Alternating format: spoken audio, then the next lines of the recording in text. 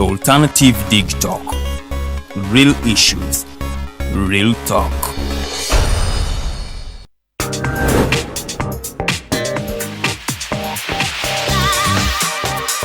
Hello beautiful people, you're welcome to the Snap Talk with your girl Teddy Tanjo. Every Saturday right from 6 to 7. It is your responsibility omwana wo kubeera mu nyumba nga teyasuze bweru mbo bamubanja rent. Koyo kulaba abalenzi abasajja abakunga butuufu tebabuulirirwa nga babulamu. Towerabira nti tuli wano ku the Alternative Digitalk. Mukwano gwange gwaliye topic kiji wandiyagadde twogereko. Is it about family? You can take your time, look for a job, stabilize, men will come, men will always be there, you will get the men. Bonna goyagala musajja yenna goyagala ojja mufuna. Embaga ketuuke. Bino bitu byasenga na ojja bafuna. Naye ng'oli asitudde ttu yakedde ku makya baga nti nsitudde ttu. Naye nga mubutuufu agambye nti akyali muto. Is it outside family? Is it society? Oh, could it be relationships? Just be commenting a topic yona gyandiyagadde twogereko tujjako tujogera ku the Alternative Digitalk ku share enganzi the Snap Talk.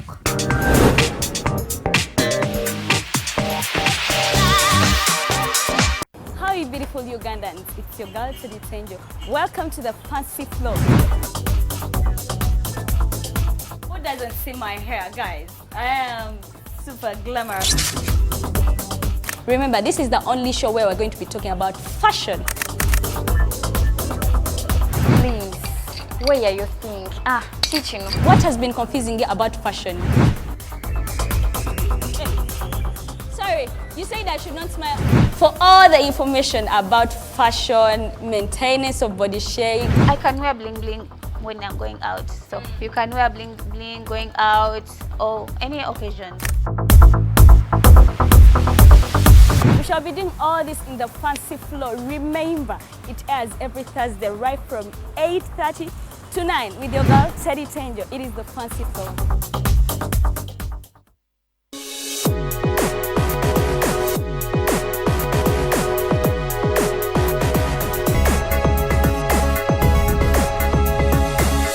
The Alternative Digitalk. Real issues, real talk.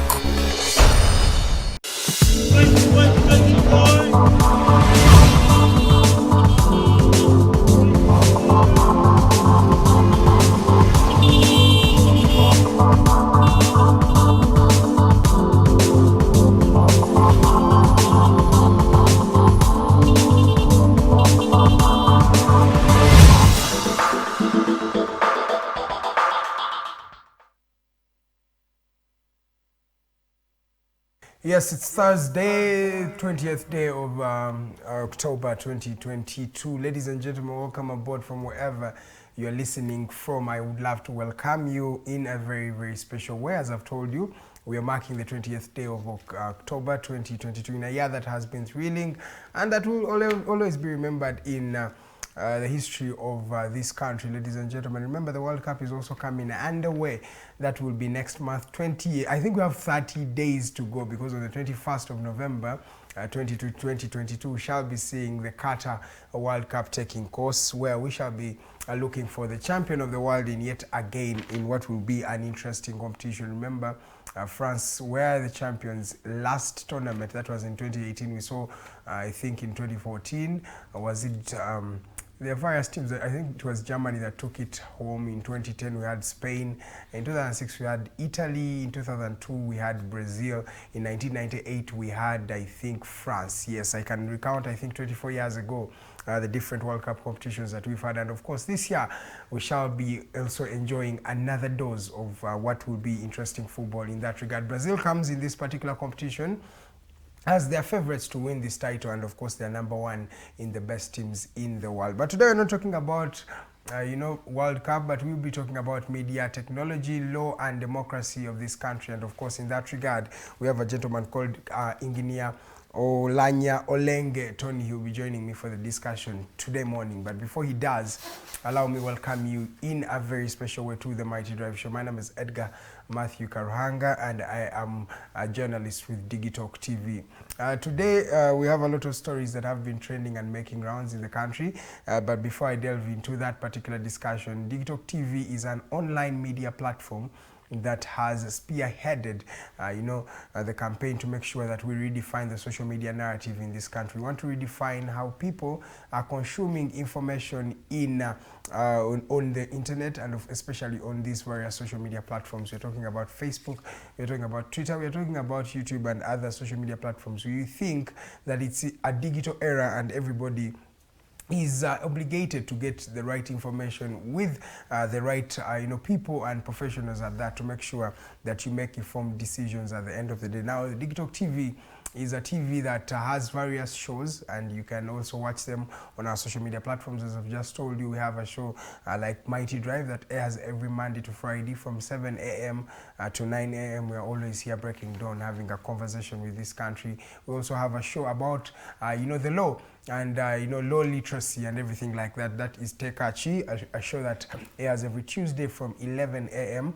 By Mr. Kanso Kato Tumusime, an advocate at that. And we also have the Fancy Flow happening every Thursday from 8:30 to 9 p.m. It is always there. Diaspora Link also happens every Thursday in that particular regard. We have the Voltage Show that returns on Friday, that is from 7 p.m. To 9 p.m. a show that is in Uganda, but basically talks about the current affairs, and that is done by Miss Luede Lilian Omumbeja. Then on Saturday we have one show with retired Colonel Dr.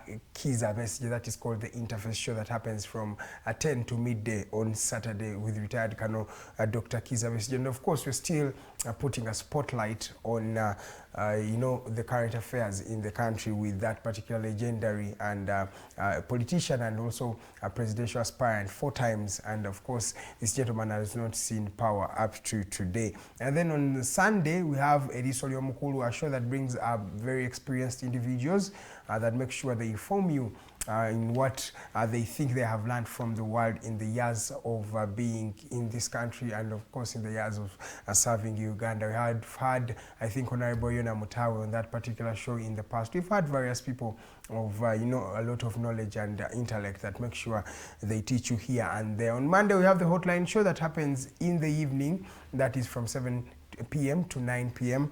right there with Abdulatif Mokasa. It's an English show that talks about the politics of this country. So ladies and gentlemen, that is our programming. In case you want to work with us, you can also inbox us on our social media platforms at Digitalk TV, that is on Facebook, then at The Alternative Uganda, still on Facebook. We are always there to make sure that we serve you. You can call the programs director at this particular area, Mr. Mukose Arnold Anthony. His number is 0701-800-212. This gentleman will make sure that you get all the information you need to know about Digitalk TV. So please advertise with us in case you have your products or you want to live stream your event. We can do that for you. In case you want videography, photography, and other services like events management and hosting, we can still do that for you. If you have a conference and anything, or a book launch, or any other type of event that you would feel that can be done by ourselves, we can actually be able to help you in that particular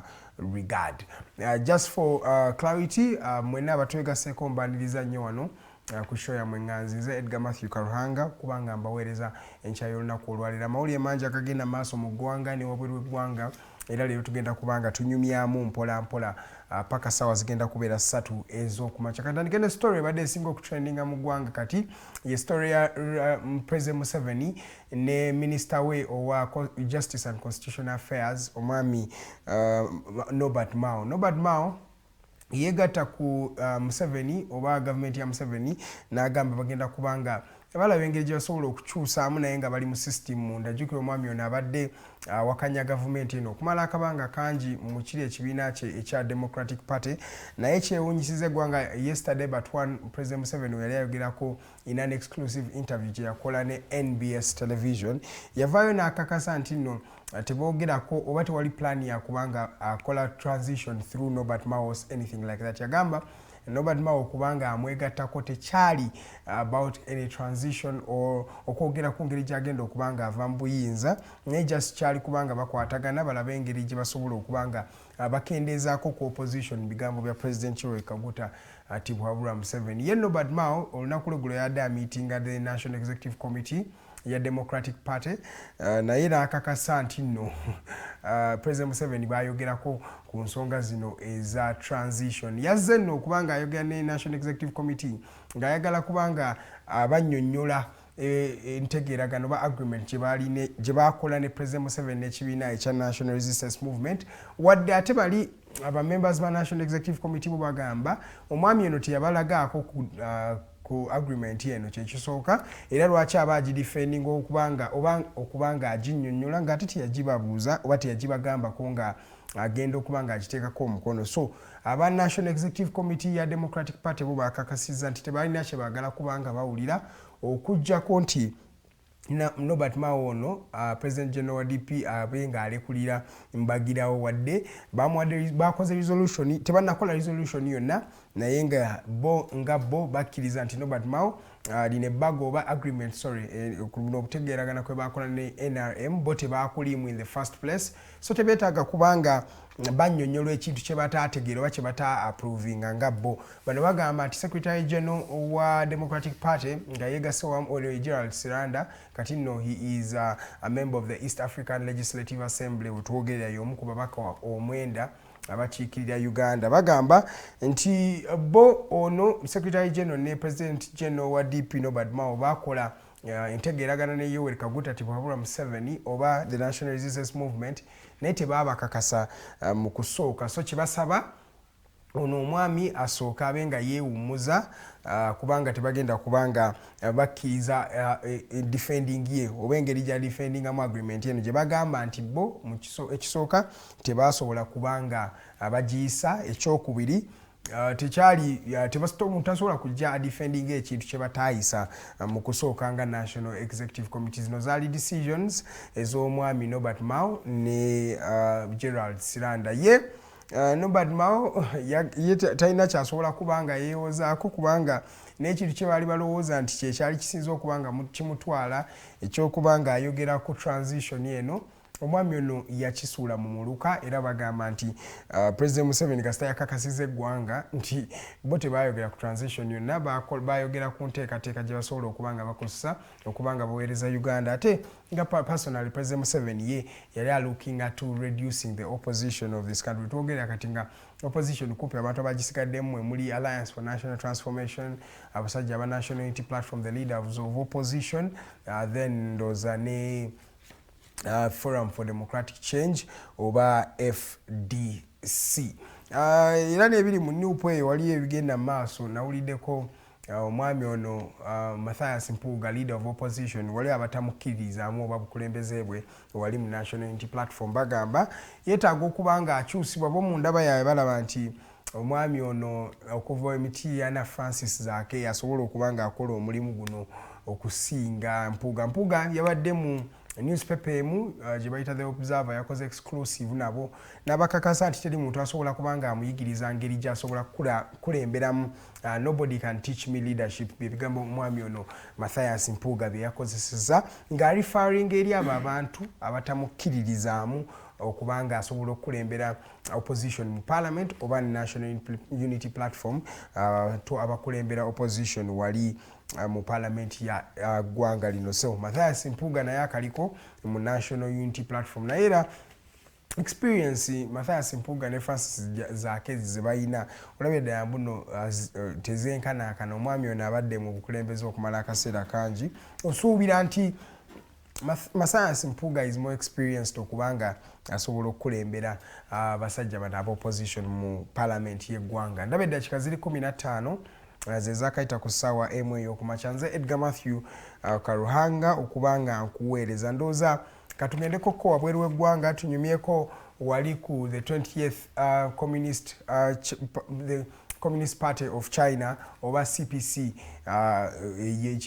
Communist Party by the way twala liri eggwanga lino erya China inaawo omukulembeze Xi Jinping omwami oyo yabadde omukulembeze wa China okuva mu mwaka gwa 2012 paka ssaawa zino mu mwaka gwa 2018 omwami ono yasobola okubanga akyusa ssemateeka wa China okubanga ajjawo ebisanja ebyali bimukugira okubanga yeesimbawo omulundi ogwokusatu. Otwogerera nga omwami ono Xi Jinping agenda kuba endorsed by the Chinese Communist Party eyo gyolaba CCP ekyo ekibiina ekitwala Abachina maaso. Ojjukira Abachina bano mu kifo ky'okubanga bakozesa system ez'enjawulo nga capitalism, bo basalawo beeyunire kye bayita communism.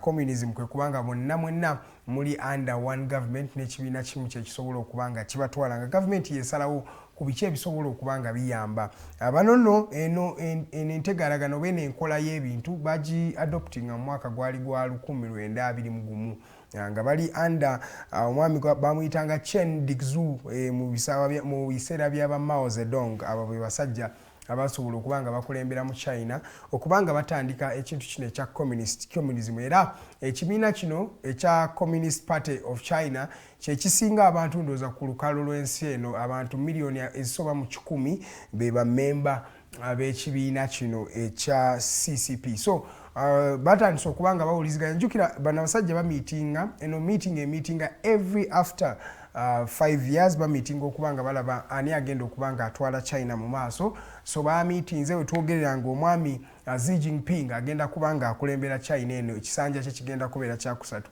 Abatunulizi b'ensonga bagamba okujja kw'omwami ono Xi Jinping kwakyusa bingi nnyo mu China eno, era wetwogerera nga China yemu ku mawanga agasinze okubanga gakulaakulana ku speedi ey'amangu. Wetwogerera nga they are one of the 5 biggest economies in the world. Abasajja bano wetwogerera nga by 1950 baali bakyali banaku balunkupe, naye mu nkolagana eyaabwe ey'okubanga basazeewo communism yebeekola bazze nga bafuna enkyukakyuka mu ngeri y'ebyenfuna. Wetwogerera nga abasajja b'amaanyi nnyo in terms of economics, n'ebintu bye batunda byennyini bingi nnyo, wadde nga be basinga okuba n'akatale ku lukalu luno because China yina abantu abasoba mu kawumbi kamu mu emitwalo mu bina, that is like 1.4 billion people be bantu abasobola okubanga bagula ebintu ebyo. So market ya China eri waggulu nnyo.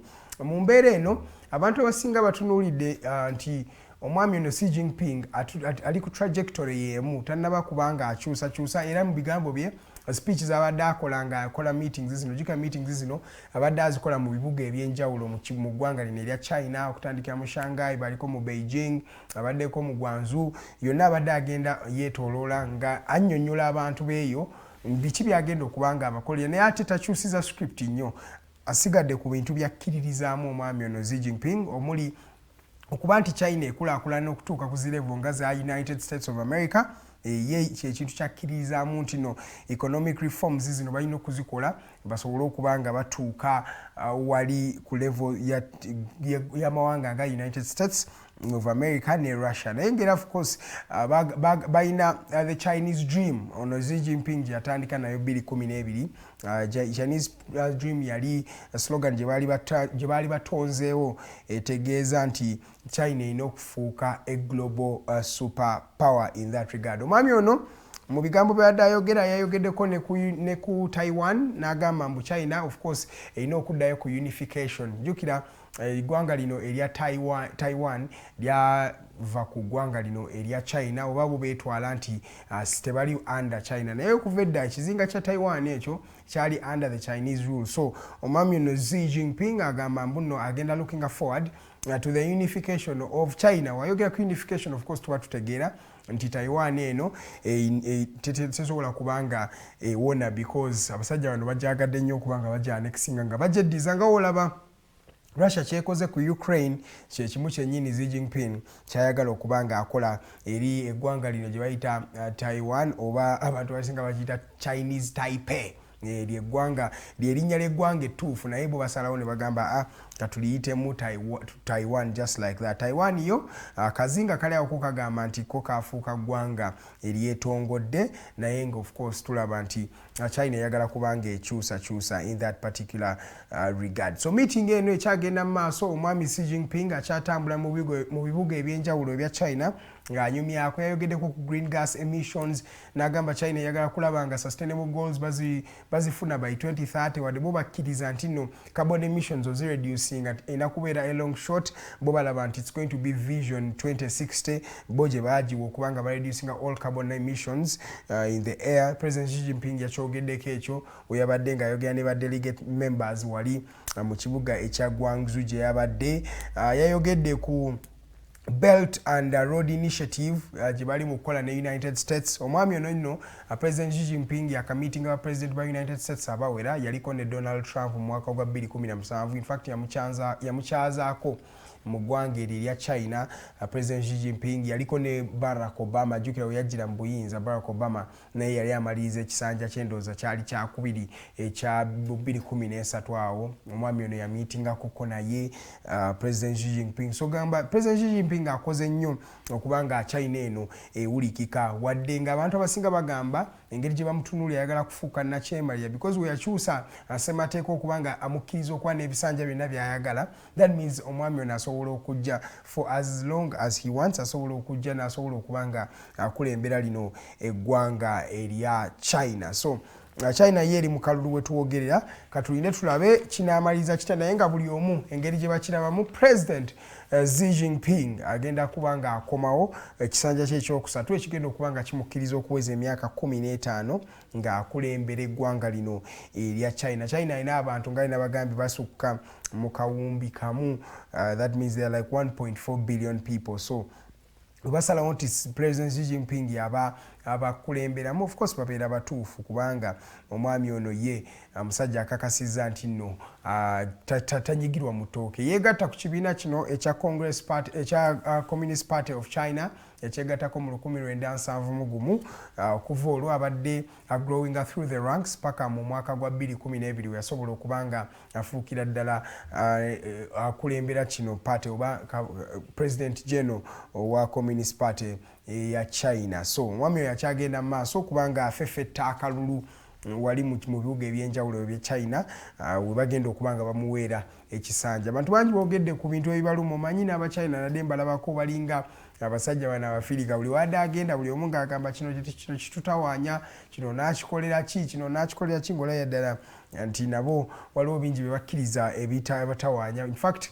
twogera nti China every 1 in 5 people ali unemployed mu bavubuka. So obuzibu bw'ebbula ly'emirimu nawo bungi eyo mu party ya the world in Asia. So ne China nawo ekizibu kya unemployment bakifiiringa mpola mpola. So abavubuka kibadde basinga okubanga bateekako essira nga bagamba twetaaga okubanga tuyambibwa mu bintu ebyenjawulo mu kufuna emirimu as the Chinese people. So basaba mpo ekintu ekyo kibenga kikyukakyuka mu katulinde tulabe engeri gye kinaakomekkereza mu ggwanga eryo erya China ku ddakiika zino 24 ezakayita ku ssaawa emu ey'okumakya. Nga bwe nabagambye tusuubira omwami bamuyita Engineer Olanya Olenge Tonny.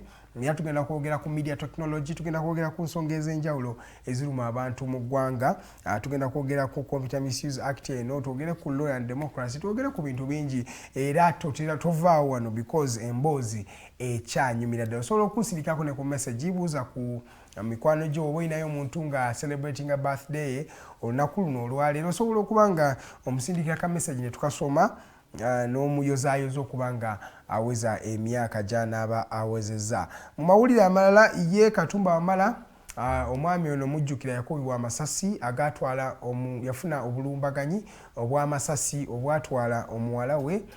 In that regard Brenda then naye kennyini yafuna ebisago byali by'amaanyi omwaka guli oguwedde. Twogeranga abantu 7 bali aligned in court. Bano nno nga basuubira okubanga be baali mabega w'obulumbaganyi bw'omwami ono Katumba Wamala obwaleetera n'omuwala we okubanga alekulira obulamu buno obulungi obw'ensi. So olunaku lw'eggulo baba alayinize mu kooti ne babagulako emisango era katulinde tulabe kinaaba kitambula kitya mu ggwanga. Naye ng'abo abantu abagezaako okubanga batta Katumba Wamala wetwogereranga bo batandise dde okubanga bawera ennimba n'emisango egibavunaanyibwa gavumenti okugezaako okutta omuntu n'emisango emirala egy'enjawulo. Emisango gibeera mingi nnyo era gino babeera convicted ndowooza emisango giba gigenda kubaliira ddala bajja kuba nga bamala akaseera kangi nnyo emabega w'emitayimbwa.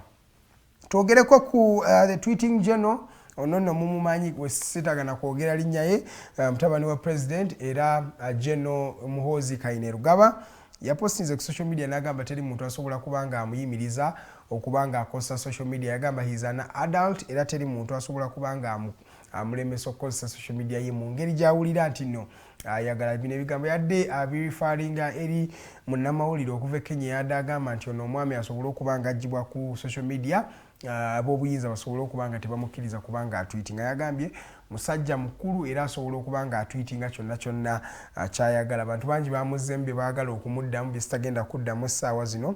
Neera yayongeddeko obubaka bwe yawadde Robert Kyagulanyi Ssentamu. Yagambye mbu yapostinze ekifaananyi kya retired Colonel Dr. Kizza Besigye ng'ali wamu n'omwami ono Bobi Wine Kyagulanyi Ssentamu. N'agamba ye akkiririza mu retired Colonel Dr. Kizza Besigye era amuwa ekitiibwa.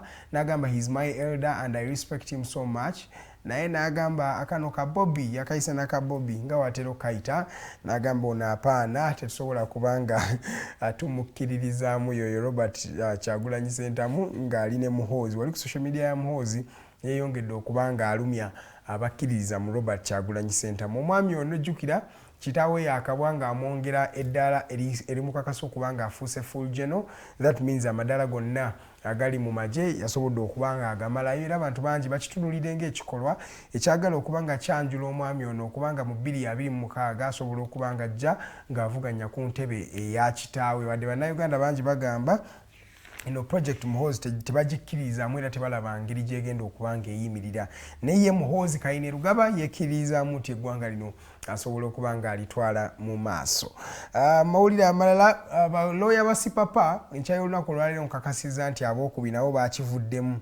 Omwami ono yasooka n'abeera ne ba lawyers bannamateeka abali mu gezaako okubanga bamuwolereza ku misango gye. Abaasooka baakivaamu omusango baaguvaamu nga tebawadde ensonga. Kati bano abookubiri nabo abadde badifendinga Sipapa bano nabo baakivuddemu bagamba mbu omwami ono ensimbi ze baateesaako abadde tannaba kubanga azibawa so basazeewo omusango bagusuulewo. So Sipapa we twogerera nga talina munnamateeka yenna ali mu kuwomuwolereza mu misango gye era ndowooza nga Digitalk tulina bannamateeka ab'enjawulo wano kansooka twakulemberemu ekikwekeeta ekiyamba ku omwami ono Sipapa oba Council Rogers.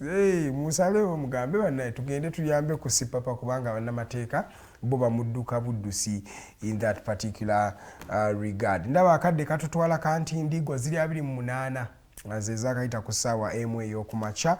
Waliwo student y'omu wali ekitugumu mu ssomero baliyita Kitugumu Comprehensive College. Omuwala ono ebyewuunyisa byampuna we bagamba omwana ono yadde akola ebibuuzo bye nga ebiggulawo pepa ze ezaguddewo eza mathematics ate n'agenda aziba amaaso. So yafuuse blind nga buli watunula ku pepa bw'ati ng'asooka n'aba nga abeera blind. Ne basobola okubanga bamutwalako wabweru bamufunira obujjanjabi amaaso ne gatereera. Bwe yakomyewo okutuula era ekibuuzo ekyo kyennyini era amaaso ne gaddamu ne gaziba bannange. Ebintu bino tebitera kubanga bisangika naye bituufu. Baadde balowooza kinaabeerawo mu pepa 1 yokka eya mathematics ne mu pepa 2 eyadde akawungeezi mu pepa ezo nga zaakatandika era omwami ono omukyala ono omuwala in fact she's a student yasobodde okubanga amaaso gaziba omulundi ogwokubiri. So kirabika waliwo ebintu ebyagala omulemesa okubanga akola ebibuuzo bye ebya siniafu kuba buli yadde atula mu pepa n'atunulira pepa bw'ati ng'amaaso gaziba bw'agifuluma amaaso ne gatereera. Byampuna naddala mu ggwanga lino erya Uganda byo bigenda mu maaso. Wali ababbi babiri nabo bateereddwa wali ku muliro ne babookya wano eka Nsanga wennyini. Babadde babagamba nti bano bagezezaako okubba akasawo k'omuyindi yadde ava mu industrial area awo watyo ne bagezaako okubanga bakamusikako nga bakabba. Abantu babagwiridde ne babamiza omusu babokyedewo era ne baluuzinga obulamu bwabwe kya nnaku nnyonnyonnyo okubanga abantu basobola okubanga batta bannaabwe wadde baba babbindooza. Amateeka tetulina gatwalira mu ngalo, si ffe mateeka, teri muntu ali waggulu w'amateeka semateeka bwegamba. Then tamale mirundi naye kamalize ne story ye yanekaanekanye. Omwami ono yabadde mu meeting. Mujjukira abantu bena bagambye olwo yasembayo okubeera wano abakuliddwamu Ibrahim Chitatanga bagamba bagala President Yoweri Kaguta Bwawula Museveni abenga ajja 2022 era 2026 era babadde mu meeting yemu era ne begattibwako eyali omwogezi wa State House okumala emyaka 14 Joseph Tamale Mirundi era omwami abadde avuddeyo ng'agezaako okubanga akuba gavumenti entakira ng'agamba bintu bibakola si bituufu. Omwami ono yanekaanekanye mu suuti ze eza yero n'agenda ku mukolo ogwalabye President Yoweri Kaguta Bwawula Museveni ng'abikaminga nga bagamba bo bakkiriza nga bo abantu b'ebbendobendo ly'e Buddu Masaka eyo yonna bakkiriza nti omwami ono alina okubanga akomawo 2026 okubanga akulembera eggwanga lino. So Tamale Mirundi yabeegasseeko musajja yadde smart nnyo mu suuti ye eya yero naye mu bintu byonna byensobola okukola essuuti ya yero sobola kujambala si lwakuba nti ya NRM naye suuti ya yero eyaka nnyo naye Tamale Mirundi yasaddewo full combat full suit n'ateekamu ezo pate colors eza National Resistance Movement. Ndoza gega mawulire banange nsobodde okubanga mbawaako enkya y'olunaku olwaleero ziri 3 zezakayita in fact ziri 32 zezakayita ku ssaawa emu ey'okumakya. Tugenda kubanga tuwummulamu katono wetukomawo tugenda kuba tweyongerayo n'emboozi era omugenyi waffe wanaaba atuuse wano naye tugenda kuba tumuleeta tunyumye mpaka ssaawa ziri 3 ez'okumakya. Nze Edgar Matthew Karuhanga ndi n'abaami ab'enjawulo wano Kato yali ku camera then omwami Arnold Mukose Anthony yali mu productions naye omwami gwe bayita Tulya Habwe Rogers wetusinzira wano Makindi along Lukuli oba omanyi water pump weri eye Lukuli just opposite the water pump awali aka signpost ka Electoral Commission osobola okubanga olaba Digitalk TV studios otubeera nga tusinzidde buli lunaku okubanga tubaweereza nga tuweereza ne Uganda awamu. Nze Edgar Matthew Karuhanga, we're going in for a short commercial break. When we come back the mighty drive still continues. Good morning.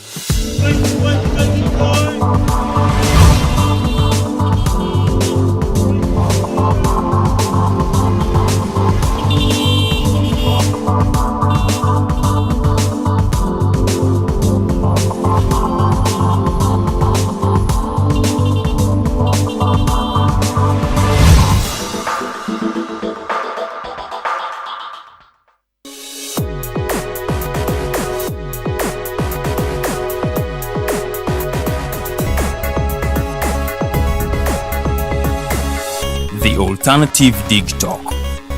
Real issues, real talk. Fellow citizens, following the sequence of events, Uganda seems to be at political crossroads.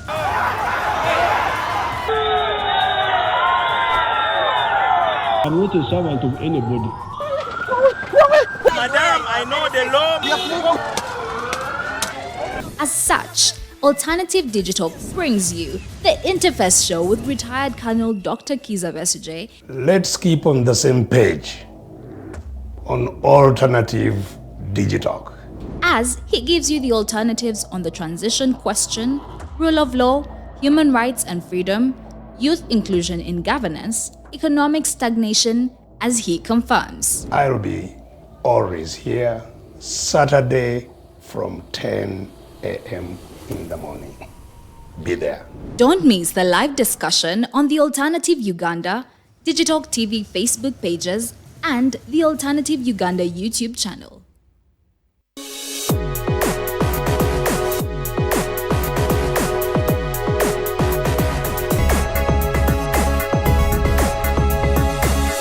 The Alternative Digitalk. Real issues, real talk.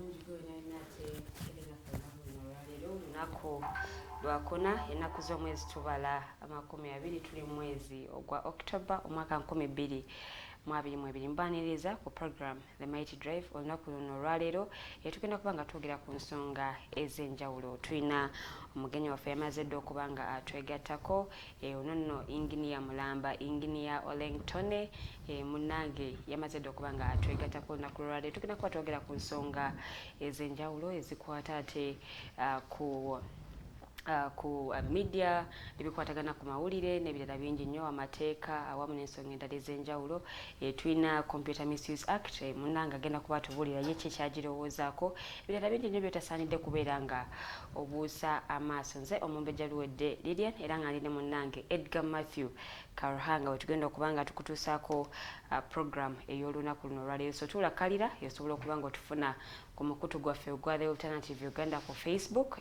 Bw'obanga olina kyoteesa kyonna kyoyagala okuwabula, genda butereevu ku page yaffe eyo, naye kyoba osooka ate okutukolera munnange tukusaba oliking page eyo ate otufollowing onyige n'akadde ka notifications nti buli bwe tubeera live naawe obeera part of the discussion awamu ne shows ennyingi zetulina ku Digitalk TV nako kwetuli nnyo era akolera ddala ensonga y'emu nga bwe njikunyonyodde awamu ate ne YouTube channel yaffe munnange genda subscribing osobola okuba nga woomera programs ennyuvu ate zetulina. Njagala kulamusaako Edgar Matthew Karuhanga asobola ate okutuwa omugenyi naye nga tetunagendayo mbadde njagala kakooti kana ate munnange nkabasomere kagamba, we do not need more laws. No country suffers from shortage of laws. We need a new model.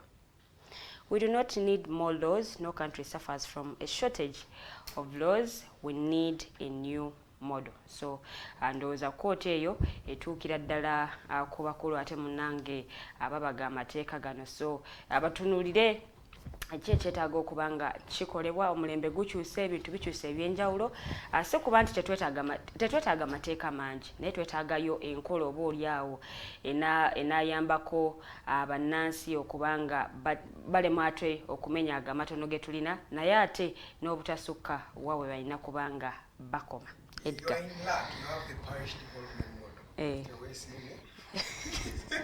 At least ko nizo kuutawa na model mbye ya amateeka. Niyo ina parish development model. Bakirese nga bagambe eno kati bichanga tuzenda ko baze muno ne bajongeramu sente. Bajongeddemu kati ziri milioni 25 okuva ku 17 for now. Kugamba milioni 25. Kitegeeza naye kitegeezera ekola. Katulabe amayinja ganyo okubanga ndowooza bino ebintu practical era ne engineer ajja kutuyamba kasooka atubuulire ekikyalowooza.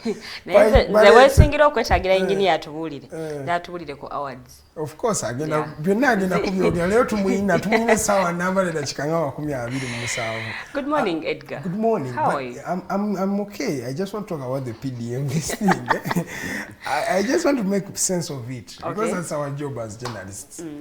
So you're giving 25 million to a parish. So let's say one parish in Kampala here. Let me say I come from a parish of Lukuli. Lukuli has like 30,000 people. So this money was dividing by 30,000 people. Ziba meka. Ate obalamu waliyo zitulina parishes nga zina abantu kakaaga. Waliyo kati ngene za Medad Segona constituency na parish erimu abantu nga emitwalo 12 oba 15. How is 25 million going to help 150,000 people? Mundabayo engineer nga sina na kwaniriza bulungi. It's just something I thought about as she was talking about the model. True. It just doesn't make sense. A government puts money. Basically, I've been asking myself whether our government has priorities on the reality, whether they really do a fact check. And put themselves to ground to find out what is the reality on the ground. Yes. All these projects are good projects that are very good on paper. Actually, we have, I have, from my research, I have learned that there are mafias who have a very good role in keeping around the president. They keep eyeing. You see all these projects, when one project fails, there's a professor who has a very good presentation waiting to go to President Museveni and say, Mr. Man, this one is going to work. They give him a very nice presentation. Thank you. I feel these things are from economists who sit the back. Yes. Boy, now something touchy tailoring. How is it going to help people?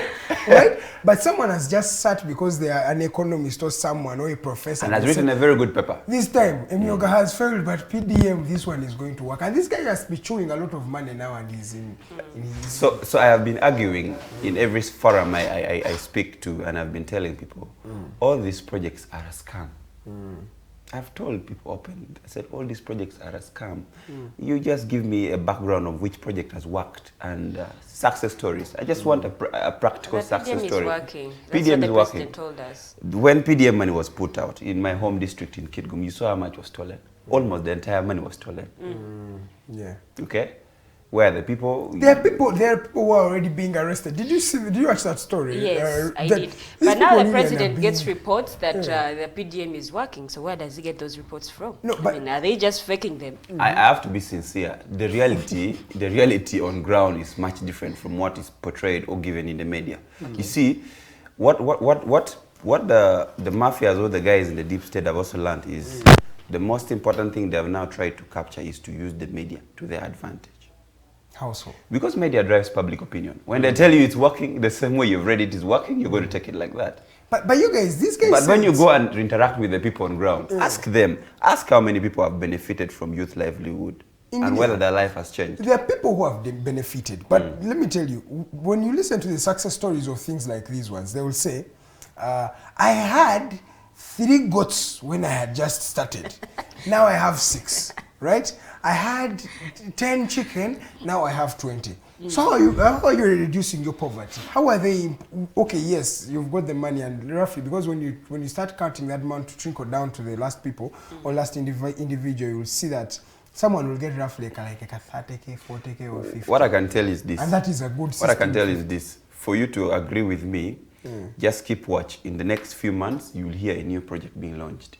When the parish development model would have been stamped on. Okay. Just like in the heat of the campaign, we saw in Yoga, then there was youth livelihood, then there was this, before we realized there was PDM. PDM, yeah. So I will tell you why they're rushing from one project after the other. Why would you rush? A project, if you put out a policy, a project is not going to work in the next 2 years immediately. Give it time. Give it proper implementation. This government has lost priorities to a very large extent.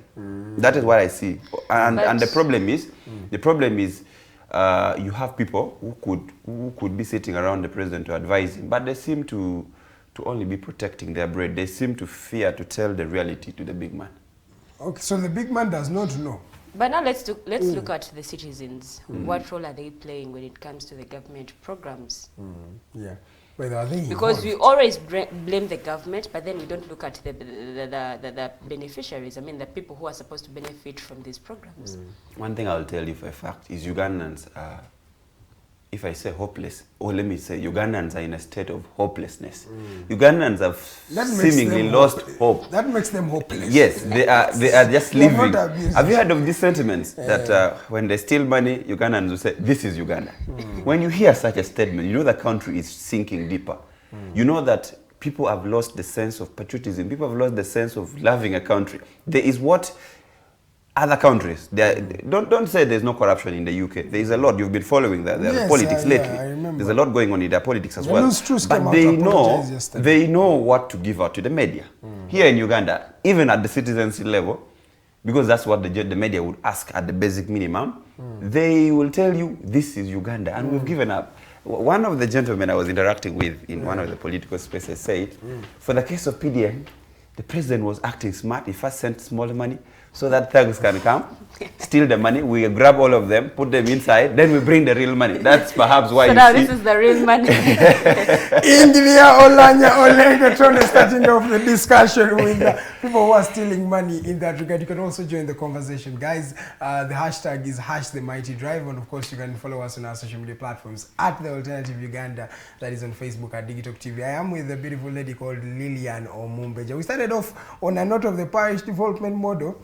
This is the latest of the income generating or poverty alleviation schemes that have been pointed out by the president. He says this time round, the parish development model is the right way to go. And I'll leave it at that. I want you guys to also pick your comments. There is another trending story, that is Benzema won the Ballon d'Or. Do you know the Ballon d'Or? No. Do you know the Ballon d'Or? Do you know Karim Benzema? she's not a fan of football, I think. You don't have to be a fan of football to know Karim Benzema now. He's training. Anyway, I saw the photo. Yeah. I saw the photo. I saw the photo. Is there any comment you have to make on that? Football. Not really. But I would say it's that patience pays, and then okusanyukira kabalala.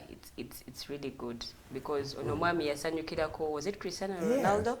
Yes. You know the story. Yamusanyukirako naye angata ndoza ngata sobi ati his time is also coming. So he has been with Ronaldo, ndoza assisting Ronaldo. Ronaldo na Ballon d'Or 5 togera na ezo neze 5 mwami ono yamuyambako kunnya zonna okubanga aziwangula, and he always celebrated this gentleman after years and years of nobody thinking this guy would ever win a Ballon d'Or. 34 yali wali wabali bambinga akuba mu ngalo nga akubira asanyukirako Cristiano Ronaldo. Chikuyigiriza ki? Patience pays. Omuntu olina okusigala nga oli mugumikiriza, tolina okusigala nga opushinga olemerako. Yes. Because singa ya giving up oba oli awo yali badeta before. Tologa. It's just in summation. Omuntu ate era n'okusanyukirako abalala. Omuntu waba alina kyafunye. Asinga beera akifuna atya lwakyali lwakisinze. Engineer, any comment on the Ballon d'Or winner Benzema? For me, I felt like the Senegalese should have won it, Sadio Mane. If you looked at the work he put out. Yes, he also, because they look at your contribution to the country in terms of your football, and they also look at your individual brilliance and form, but also contribution to the club. So if you could see, it took his club to the finals of the Champions League, which they did not win though, but as well, at the country level, they won the African Cup of Nations. Most definitely. What else? He achieved almost everything. He won FA Cup and all that. To me, I felt... but Benzema had won the La Liga, he was top scorer Champions League, he won the Champions League itself, he was top scorer La Liga. You see that Benzema was at least a class apart. Let's give it time. I believe maybe Sadio Mane has a better chance in the next slot. That's the second time Africans are missing out on a best opportunity. Anyways, Benzema is also an African, so he's just of an African descent as well. We don't have any problem with that. He's a bit black, but not African. Football saying, well, for me, I'm not African. You know, when they tell you... Look at yourself. You look like me. When they tell you... That's why I like... That's why I've loved Americans to a very big extent. You've heard of the black Americans, you've heard of there are a lot of descents, the Native Americans and all that. So I'm okay with the Americans because they quickly identify back home. Yes. And they also have repatriation programs of coming back like that. So that's okay. But there are other Africans who are in other countries now, and they totally do not want to be linked to Africa. All right, thank you so much, Council.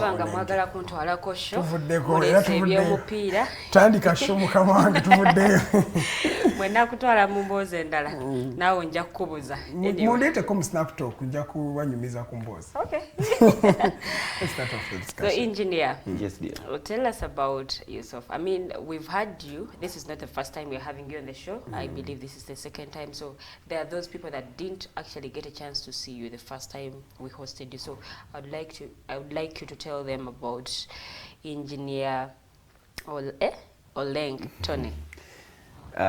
Definitely. Last time I was just like I told you last time. I don't think nothing much has changed. Of course, a few things I've added to my CV, but my full name is Engineer Olanya Olenge Tonny. I'm a biosystems engineer, but I'm also a master's student at Victoria University. Now pursuing a master's program in health, safety, and environmental engineering, and that is in the professional line of engineering, but in my other passion of media, I'm running a Nile Media Group, which is a Nile multimedia company, which is based in Gulu. And we do a lot more activities, but our focus is with the youth. That's why we have this notion of for the youth, by the youth.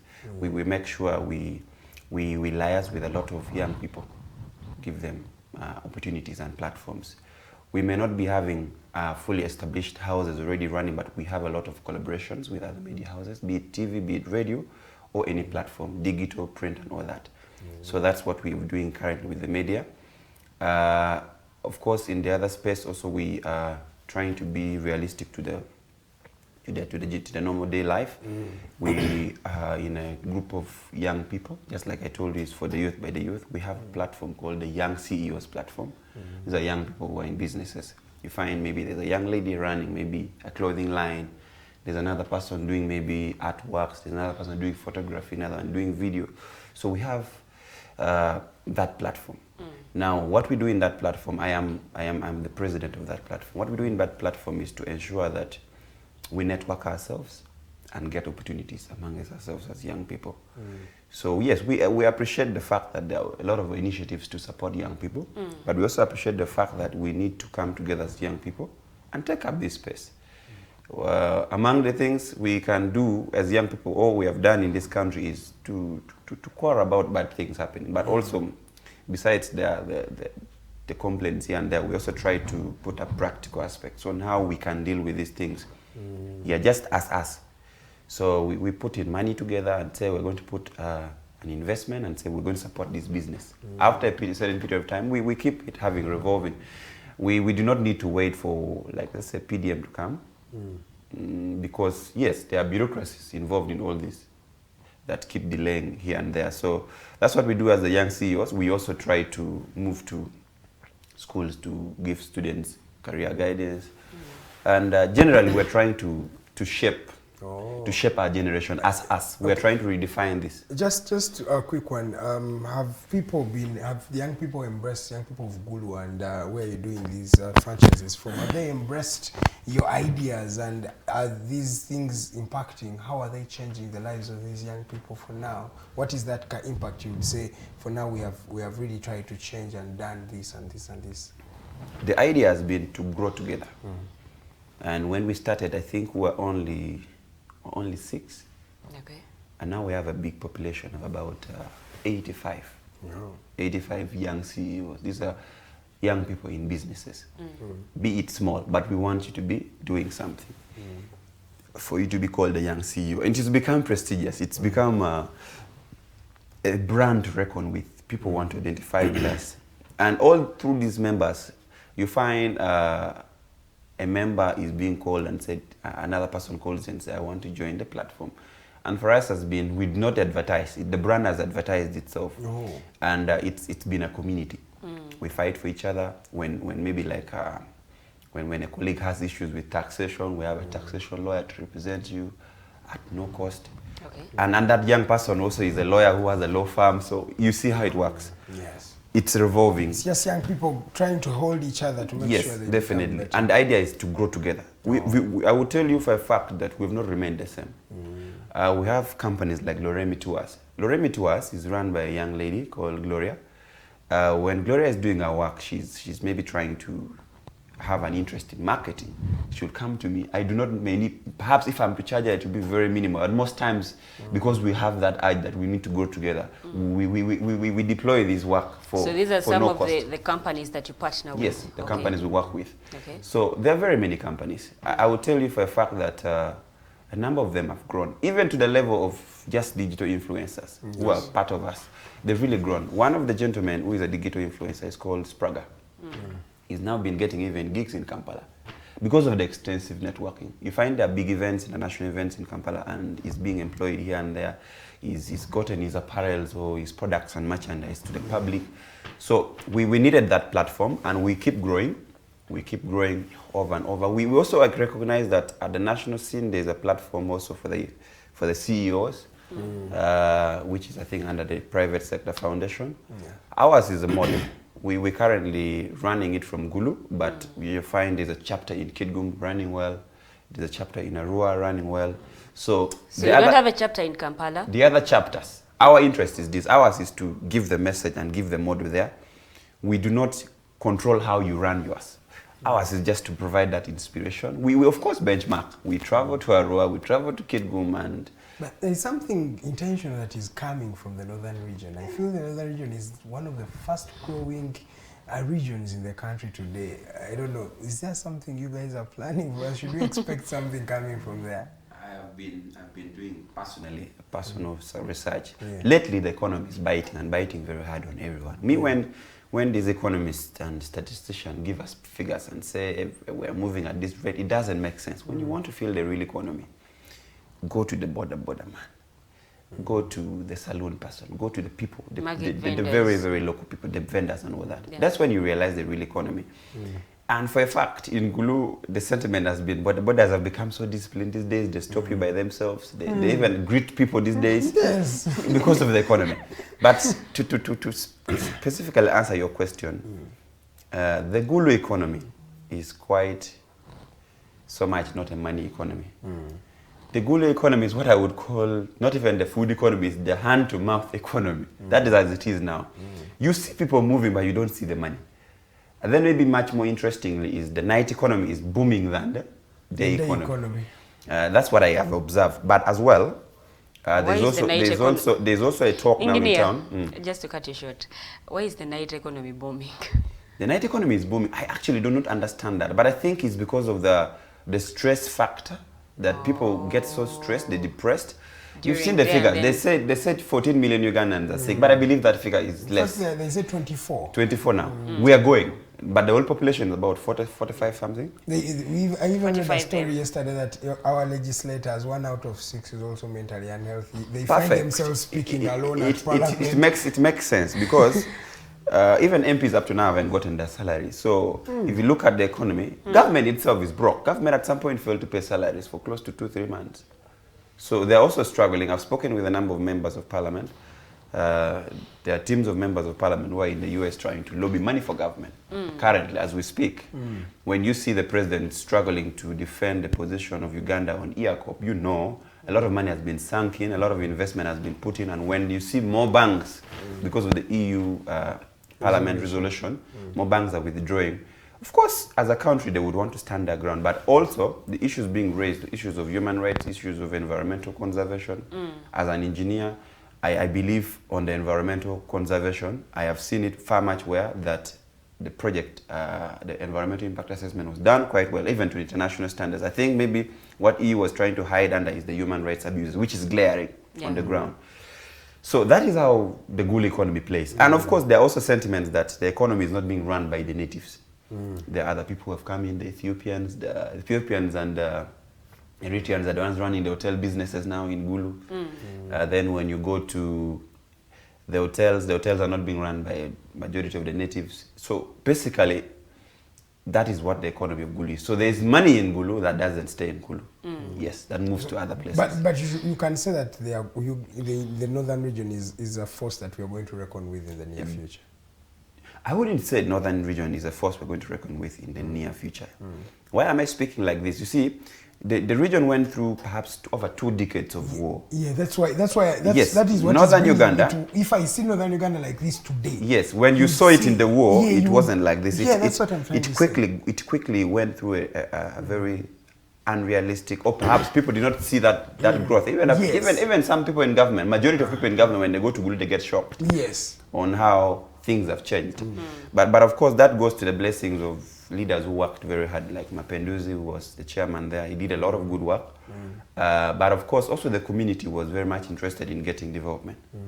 But far and more, I think if government was really sincere and they wanted development in northern Uganda, perhaps in Gulu as the host city or the regional hub there, because northern Uganda, as a fact, if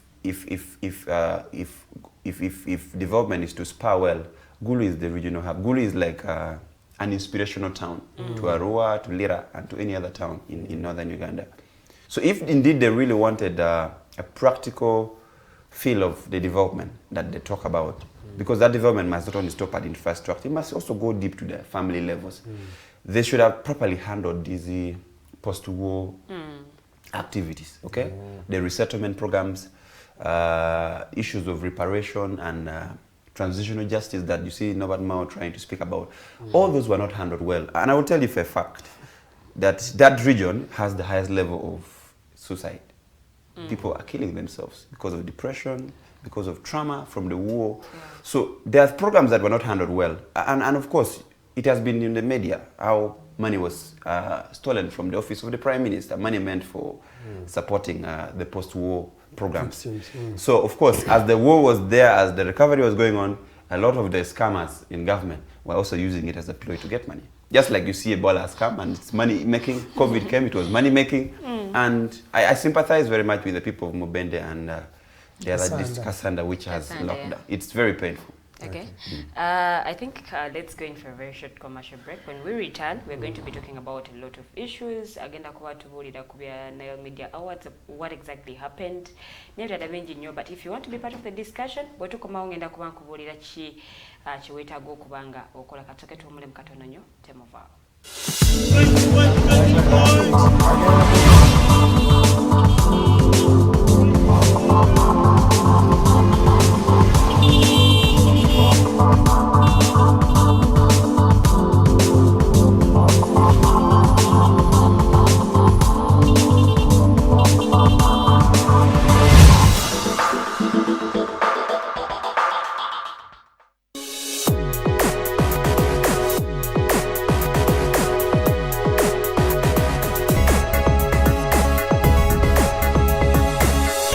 Alternative Digitalk. Real issues, real talk.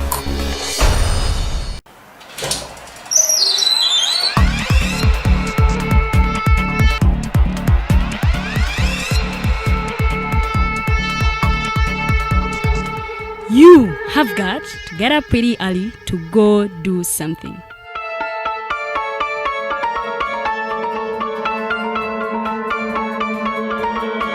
We are the Alternative Digitalk.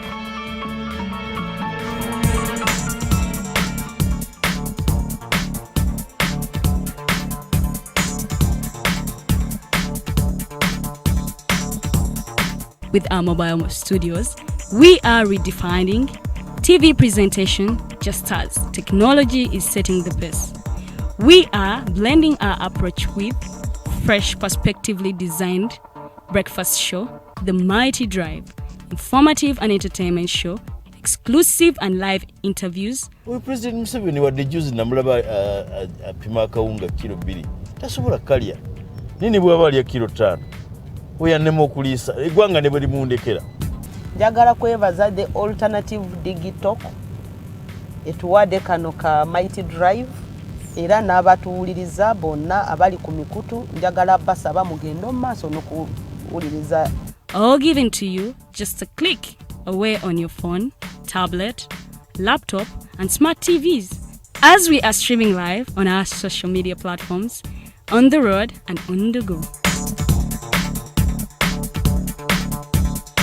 We are the Alternative Digitalk.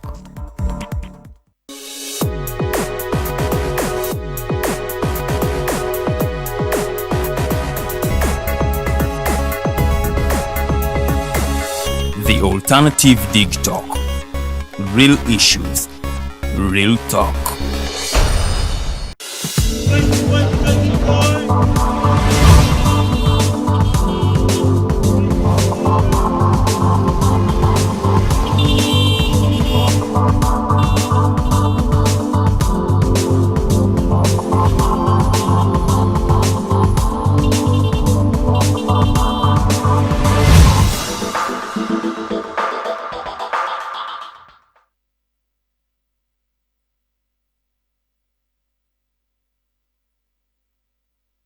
Kayenyo mukumula muko The Mighty Drive your program jogena maso n'okubanga olaba nze omumbejja luwedde Didian studios ndine munange Edgar Matthew Karuhanga kuno kogatate omugenyi waffe engineer Olenge Tonny bwe tugenda maso n'okubanga tugayagaya mu nsonga nga bwe zitambula mu ggwanga lino erya Uganda. So we tugenda mukumulamu tubadde tukyayogera ate abadde akyatubulira about the Nile Media Group na biki bye bakola ndooza ate obiwulidde mu ssaawa yaffe esoose. Tuli mu ssaawa yaffe ey'okubiri osobola okubeera part of the discussion ng'oyita ku namba z'essimu zino wammanga MTN 0789 017145 ate nga Airtel 0759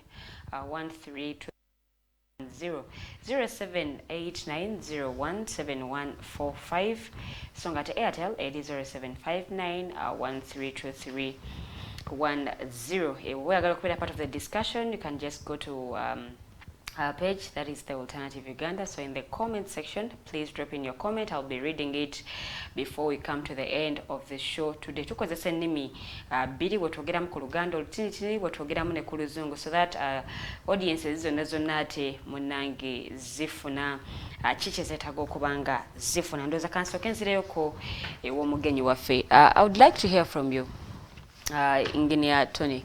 Have you gotten any support from government? Basically, no. For these media initiatives that we have, it's just like I tell you, one concept builds to the other, one initiative you work out builds to the other. Okay. You get money from this project you've done, then you keep putting it in the next project. Yes, we're doing projects. Just like I told you, we're running multimedia. It means we're doing multimedia cooperations and partnerships. We are doing events. Okay. And so some of this, we generate money from all angles. We don't rely on one sector. So like for the TV we're trying to put up, it's supposed to, it cannot get money when it is not working. It has to get money from other sources. So we've been trying to set this up. So money from events, money from these other angles, that is what has been sustaining us. It's been self-sustainable. So we are not really bothered about whether they give us support from government. But have you sold the idea to them? I'll tell you this for a fact. This is why I told you there are wrong priorities being set. Or perhaps our parliament, government has people who do not really have touch with the reality on priorities to support. You would find that even in the fundings or opportunities that are given to young people, ideally there's now a question of who are the young people. Haven't you seen the same faces over and over in the politics or in the platforms of young people? You mean they're not young people? You mean they're not growing in age? There are guys you will see, let me give you an example. There are guys you will see from, the days I saw guys from Makerere, up to now today they call themselves young people. And you wonder, they're still young. They're not young. They're in the age of... if you're above 35, you're not young now. But they might be 30. The majority of those guys have outgrown that. There's also a tendency of young people reducing their ages to keep around. So, but of course, fun more for us has been self-sustaining. For us has been on the aspect of passion and trying to put things together. Yeah, that's how we've managed to sustain. I don't think we've not actually gotten any money from any government person. We've just been doing our things our way. Okay. Let's delve into the Computer Misuse Act, talking about media technology. Maybe before we get there, she asked a question. We were doing an awards show, and was supposed to recognize people in Nile media. Media Awards, yes, right? people in media and people in the spaces of entertainment, everything that works with media, perhaps emerging technologies and all that. And we had a small challenge in logistics. In terms of shipping of the equipment, but of course they have arrived, but we had to reschedule, and we're doing it next year. Okay. And I'm glad that Alternative Digitalk is back on air after a very struggling time with the security here and there, controversies. And I believe I'm really much inspired, and very many young people follow Alternative Digitalk, especially from northern part of Uganda, because it's TV on the go. I do not need to sit in my house to watch TV. If news catches me on the way, I can, yes. Yeah. Times have changed. And I think the approach the Alternative Digitalk has taken is quite transformative in the media. You see very many media houses trying to delve into that space. It's a space you cannot control, the digital space. But of course, we saw this new bogus law. I would call it bogus in my whole rights. Bogus is a very big word to use. It's bogus because, you see, let me tell you sometimes, I keep wondering, this law started working even before it was signed. Did you know that? No idea. A young man who I think was tweeting certain things about the speaker was picked by a drone. Yes. And was put inside jail when the law wasn't even signed. That's number one. And then this is a law that is going to do a lot more harm than good. Perhaps the law was actually, the law contradicts itself from every other angle of the law. Actually, the entire law is a scam. The entire law is a scam. Why would I say it's a scam? All of you guys could have read through the provisions of the law. What I've learned is, I've not done law as a course, but I think I've spent time with lawyers. I've read about this very law. And if you look at specific articles of the law, it contradicts already what the mother constitution has. How does it contradict? Let me give you an example. If now you're supposed to do an investigative story, okay? These are human interest stories, or a cover story, undercover story. This law will have issues with you because it says, before I take your picture or I record you, I must first notify you or seek permission. Let me give you another scenario. I have worked with the child rights advocates, gender rights advocates, women's rights advocates in particular. And they've been training women on how to protect themselves physically and how to get evidence when they want to get prosecution evidence in court. And they say when you could use your phone to record maybe an audio, let's say you're being sexually harassed. Now in this case, you must first inform the person harassing you. That you know what, you're harassing me. I am recording you. Look at how bogus this law is. Okay? So the law in its entirety, I am very much glad that the team had Alternative through his legal team took a bold step to challenge this law in court, which is one of the legal processes of challenging the law. But second and most importantly is perhaps if we also want to circumvent the law, we also need to get much more creative. Perhaps the style of writing has to change. We need to perhaps get more metaphorical. I don't know how. What was the intention of this law before you even go to the intention of this law? To me, I want to be very specific. Yeah, to me, the intention of this law, Sereko. The intention of this law is just political pressure. I want to be very sincere and factual. It's just political pressure that we have politicians in this country, not only in government, by the way, even in opposition, surprisingly, who do not want accountability. Politicians fear social accountability, all leaders in government positions. So because citizens do not have any much space on radio, on TV, their space is on the handset. Their space is on social media. Yeah. If I may ask you, what was the justification of closing Facebook in Uganda up to now? They have not even given it up to. First of all, they are trying to close Facebook, which cannot be closed. Let me ask you this: who has ever been convicted on offensive communication on record? On the larger extent, there are cases. There are cases that you've never had people going big, like inciting violence. Dr. Kizza Besigye has been arrested. I don't know how many times. He has There's a new one that now they've started picking people on. It's called public nuisance. It just doesn't add up. There are things that this country should concentrate on. The truth is, you cannot block the voices of the masses when they want to speak. The best this country would have done, or its leaders, is to account to the young population or the citizens and say, if these are your issues, how do we deal with them? We can sit and talk about these issues of this country. Let me give you an example. There are things that are hot cakes to talk about in this country. Should you start them? It's an issue. Things like transition, if you start saying, can we discuss who comes next after President Museveni? They will want to say, who is this one again? Or let me give you an example. Let me say, this is my sister here, Princess. Tomorrow decides to call the media and say, you know what, guys, I am this and this. These are my credentials. I am contesting to be President of the Republic of Uganda. As she is, her status will change. From there onwards, she will be a different whole person.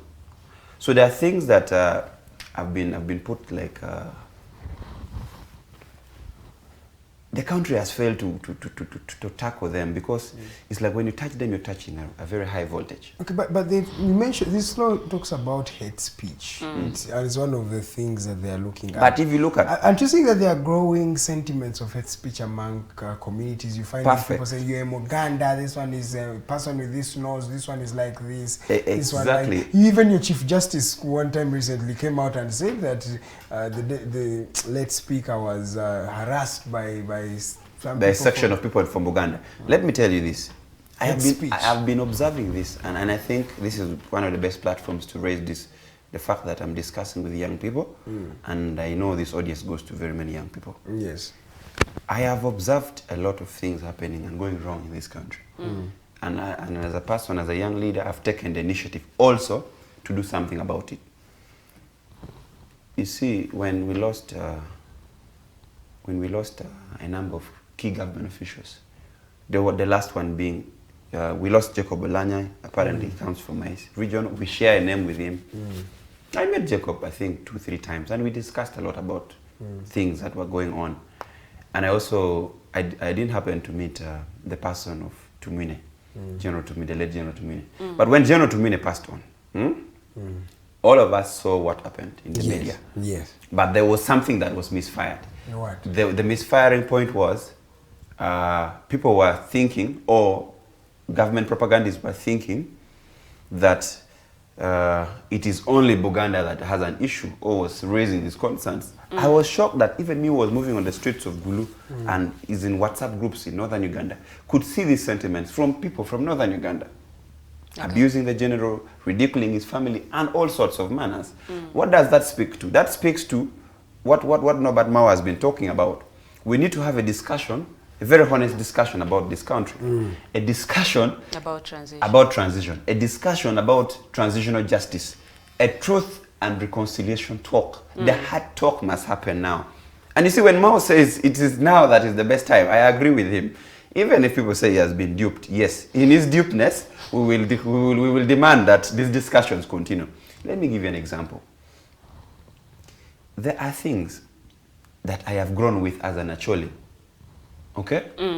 That even when we're playing in our normal upbringing circles, yes, we have been taught by our parents, by our guardians, about a specific tribe. Let me not mention in this case. There are things Muganda has grown with and has been taught bad about a specific culture.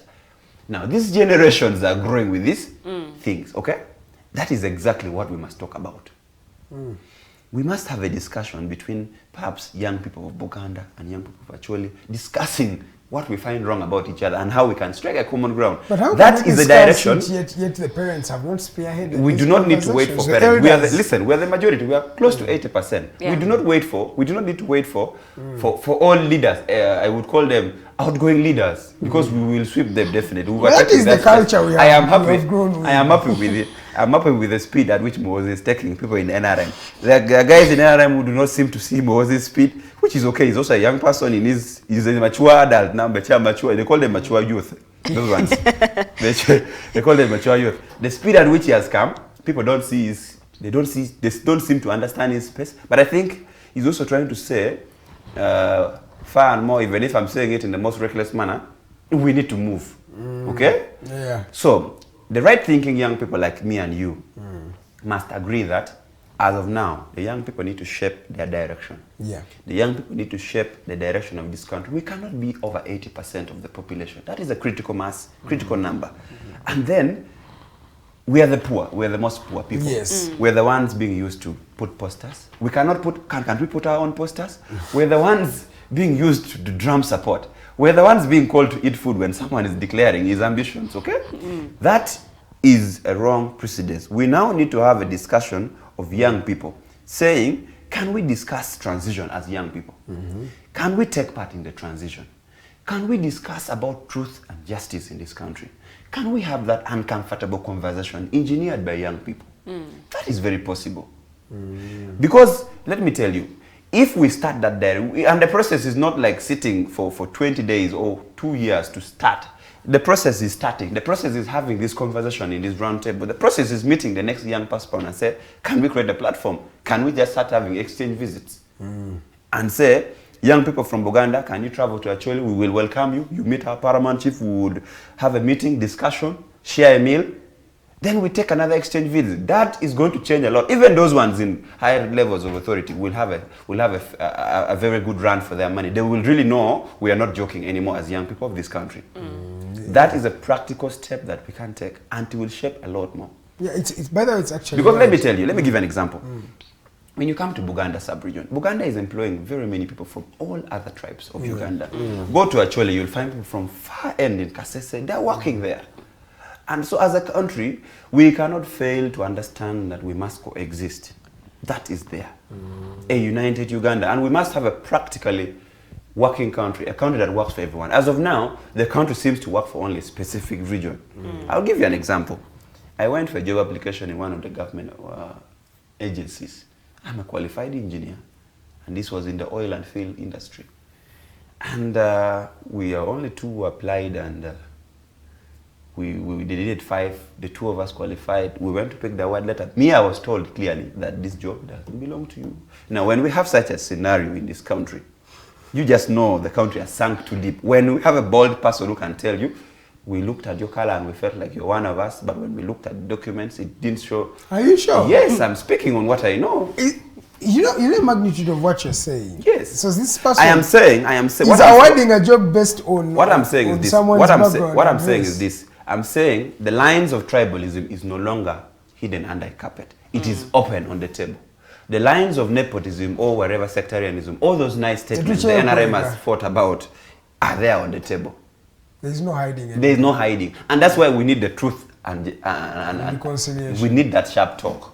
Okay. Now, and we don't need it for sport. There's nothing we are hiding. You will feel this yourself. I am very much convicted that you may not have the boldness to speak it out, but you've experienced this yourself. First hand. But now back to the law. Don't you when we look at the number of people using social media of late, I mean it's growing every day. And if you look at the content that is being posted, don't you think we needed a law? I mean to regulate the way people are using this social media as a country? I would think. There's need for regulation for any country. There's need for regulation. Yeah. But the regulation must not be to clamp down on opponents, political, which could be the aim of this. The regulation. But let me give you an example. The first person to fall culprit of this law would be General Muhoozi. Yes, that's true. So people who are defending this law, like Alternative Uganda, are defending people like General Muhoozi, that he should not be bundled as the first son and as a general of this country. So no, but I think that is also yes, because you see misleading. Because I'm telling you, I'm not misleading.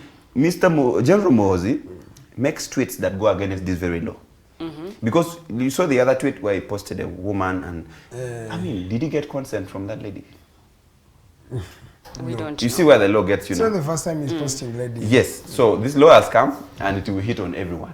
Okay. Unless you're telling me the law will be enforced. But you know, that's what I was saying. You know, in this country, the law works different for different fraternities and people. There are people like Olenge, like you, they will come for you. But there are people who it feels like the law does not go for them. Like Muhoozi, you can say, how many laws has he has broken? The Computer Misuse Act, he has broken, the UPDF Act, but he's still here.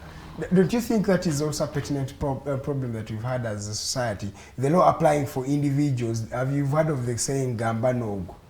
Because it's like I know a guy who knows a guy who knows a guy. Who knows Museveni? I know a guy who knows a guy who knows Museveni. So you see, our Uganda needs to have these honest discussions. This talk of I know a guy who knows a guy who knows a guy who knows a guy is actually shrinking this country too deep. Okay. We need to have systems, and I want to blame this not on anyone else. But I want to blame this on a specific person, because I don't have the fear to blame this person. We've engaged on several forums. I want to blame President Museveni on this.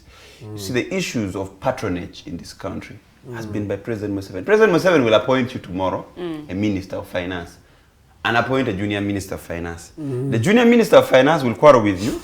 You will quarrel with the Junior Minister. As long as you still come to him as the final man, he's okay. So that level of patronage has been his mode of administration, which I think needs to be improved, because he has turned to build stronger individuals than institutions. We have a weak parliament, but we have strong individuals within parliament. He's the individual himself. So that's what I'm trying to mean, that we need to correct things, because there will be a Uganda after President Museveni. He is aware that he's not immortal. He's aware that at some point he's wearing off. He's not having the energy that he started with. And we appreciate his contributions. And where things have gone wrong, we also tell and say, no, we need to correct this. This is for the good of the country. And as young emerging leaders in this country, we need to see how best we can engage. And of course, you see, in media shapes the public opinion. Media besides portraying what is in the public, it's like the mirror of the public. It needs to tell what the common man may not speak, but what is in the public domain. So essentially, I think the future of this country needs that dialogue. That talk must begin. But of course, it should not just end at a talk. It should end at practical Yeah, because people have talked. People have talked, yes. We need to transcend, because I've seen the number of platforms that have brought in dialogue. There's this National Elders Forum, the one of Justice Ogola. They've also done their part. But you see, I am very much convicted and strongly observed that whenever we have these platforms and they're not having young people at the front, it won't take shape. Okay. The Justice Ogolas should have put young people at the front. So in our thinking, but we think these days the young people are talking about are always in betting, they are always in vibes. Actually, when they are called, to cut you short, when they are called for conferences, the first question is transport refund. Is there food? Is there food? Are we getting our young people? Some legends will ask, what do you ever cause? Our young people, listen, Rogers, our young people have been reduced to a state of hopelessness. That is the best language I can say. They don't have hope, and so any small opportunity, you see what has happened is this. In political governance, if you create a mass that is desperate, a mass that you can easily knock on, I can knock your head with just a bag of salt or a sacket of salt, and you give me a vote, that is an eroded mass. Now Uganda has moved too far that we cannot now have leaders elected on merit. We have to elect leaders on justice. On money, on soap, on you sugar. Get it? And of course, observing from the previous NRM by-elections, the by-elections that have gone, that NRM has swept all. Surprisingly. Not surprisingly, shamefully. Okay? I would call this a shame, because trust me, there are areas whereby you find you've arrested everyone. Now, for what? You've gone to for a by-election. You arrest everyone. What are you doing there? You just close and declare yourself and move. So, the current leadership within this country seems to have lost honesty. They seem to have no shame. They're just there. Okay, just a quick one. Do you think we have a case? Because as Alternative Digitalk, we went and petitioned this particular law, and we're saying, hey, you must be sane enough to talk about this thing in this time.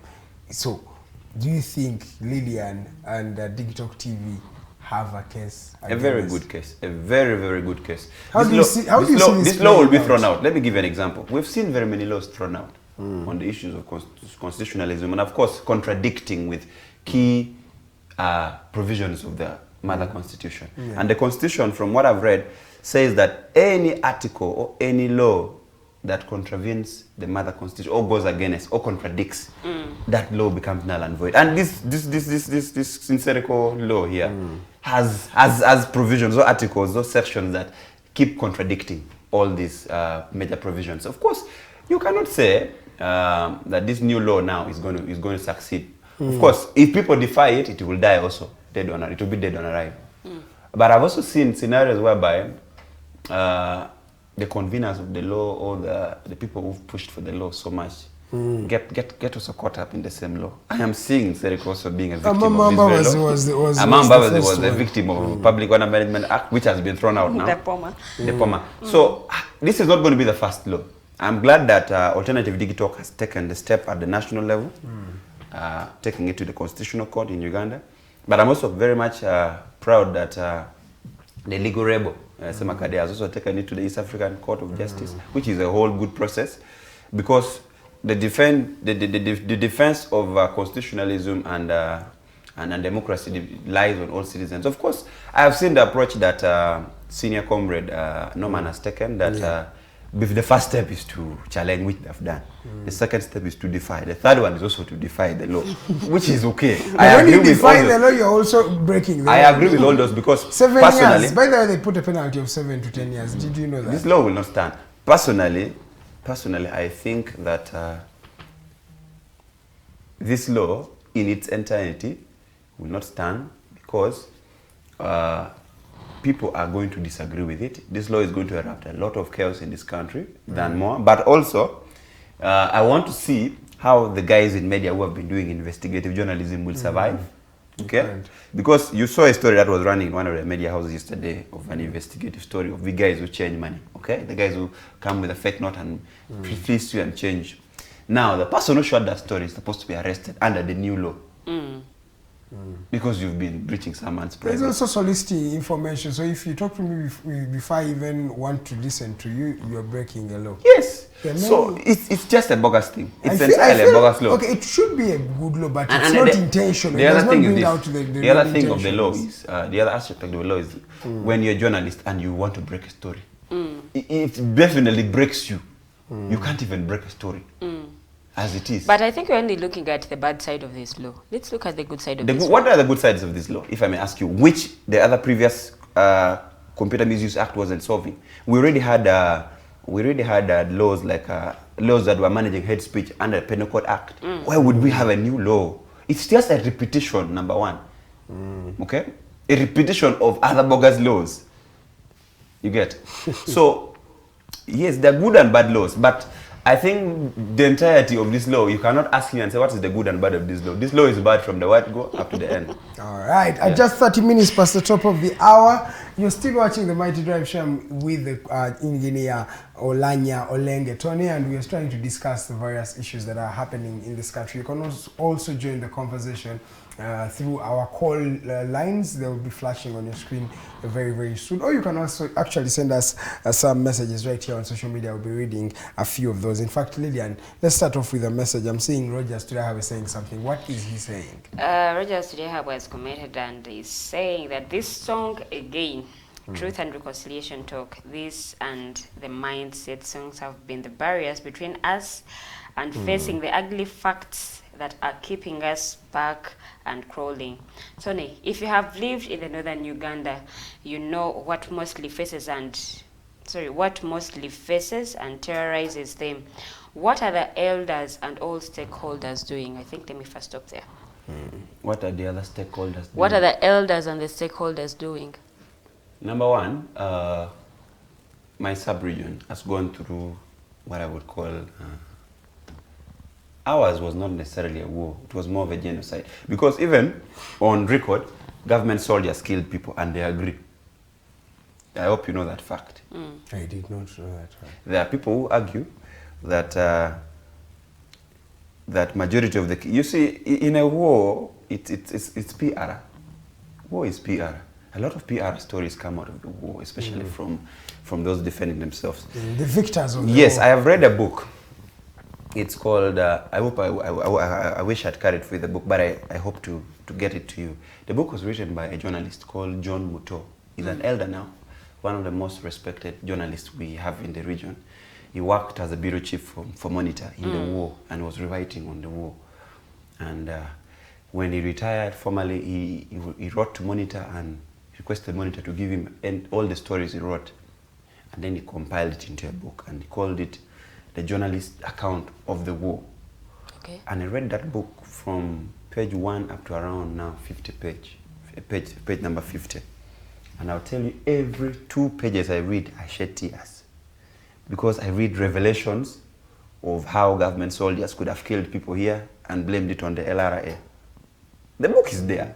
And it was even in the launch, General Saleh attended and several other people. Okay? And they even wrote their excerpts on the book. So when the war took place, a lot was not handled well, both on government side and also on the traditional side. But of course, it led to a lot of shrinking of the societal values and norms. We lost a lot in terms of culture, okay? The Luo people are very rich in culture. The Acholi people are rich in culture because they were affected Acholi, Lang, West Nile, and parts of Teso. So when you see those sub-regions, they have really, those are the sub-regions competing in poverty. As of now, Acholi sub-region, we have beaten Karamoja in poverty. We're number 1, we are the poorest, and we are moving. But if you realize, previously we had the whole speaker from Acholi sub-region. We had the NRM Secretary General from Acholi sub-region. We had the Chief Justice is from Acholi sub-region. But right now you have at least a minister. Then you have a Constitutional Affairs Minister now. Then you ask yourself, what are all these people doing? Okay? What are all these people doing? So, if I would speak on a scale of 1 to 10, most of our people have a thinking, and this is the majority sentiment that our leaders or the actually people in government do not help them. That is the fact. Actually, the actually people in government are not that loved by the local people. That is the truth. So they may hate it or take it anywhere, we don't care. But that is the truth on ground. They're not like the ones who go to them and tell them they love them just basically want maybe handshake of 500,000 or 100,000, something like that. But they have reduced our people to beggars. Okay. And this has been done by the very leaders in key government positions. They've reduced our people to beggars, and they want everyone to be worshipping them, which is a wrong aspect. It is actually, before you blame the leaders in top government, of course the majority come from the north, those who come from Acholi sub-region, they have not handled the aspect of, you see, when President Museveni appoints you a minister, okay? I have also, these are things that we will discuss in some of these truth and hard talks that I want to discuss. When President Museveni appoints you a minister, you could be coming from Mbale. President Museveni expects you, in the regional balance that he has created, to be felt in you. It means that if there are secretaries you can employ and influence, employ them. But the people we have from northern Uganda do the contrary.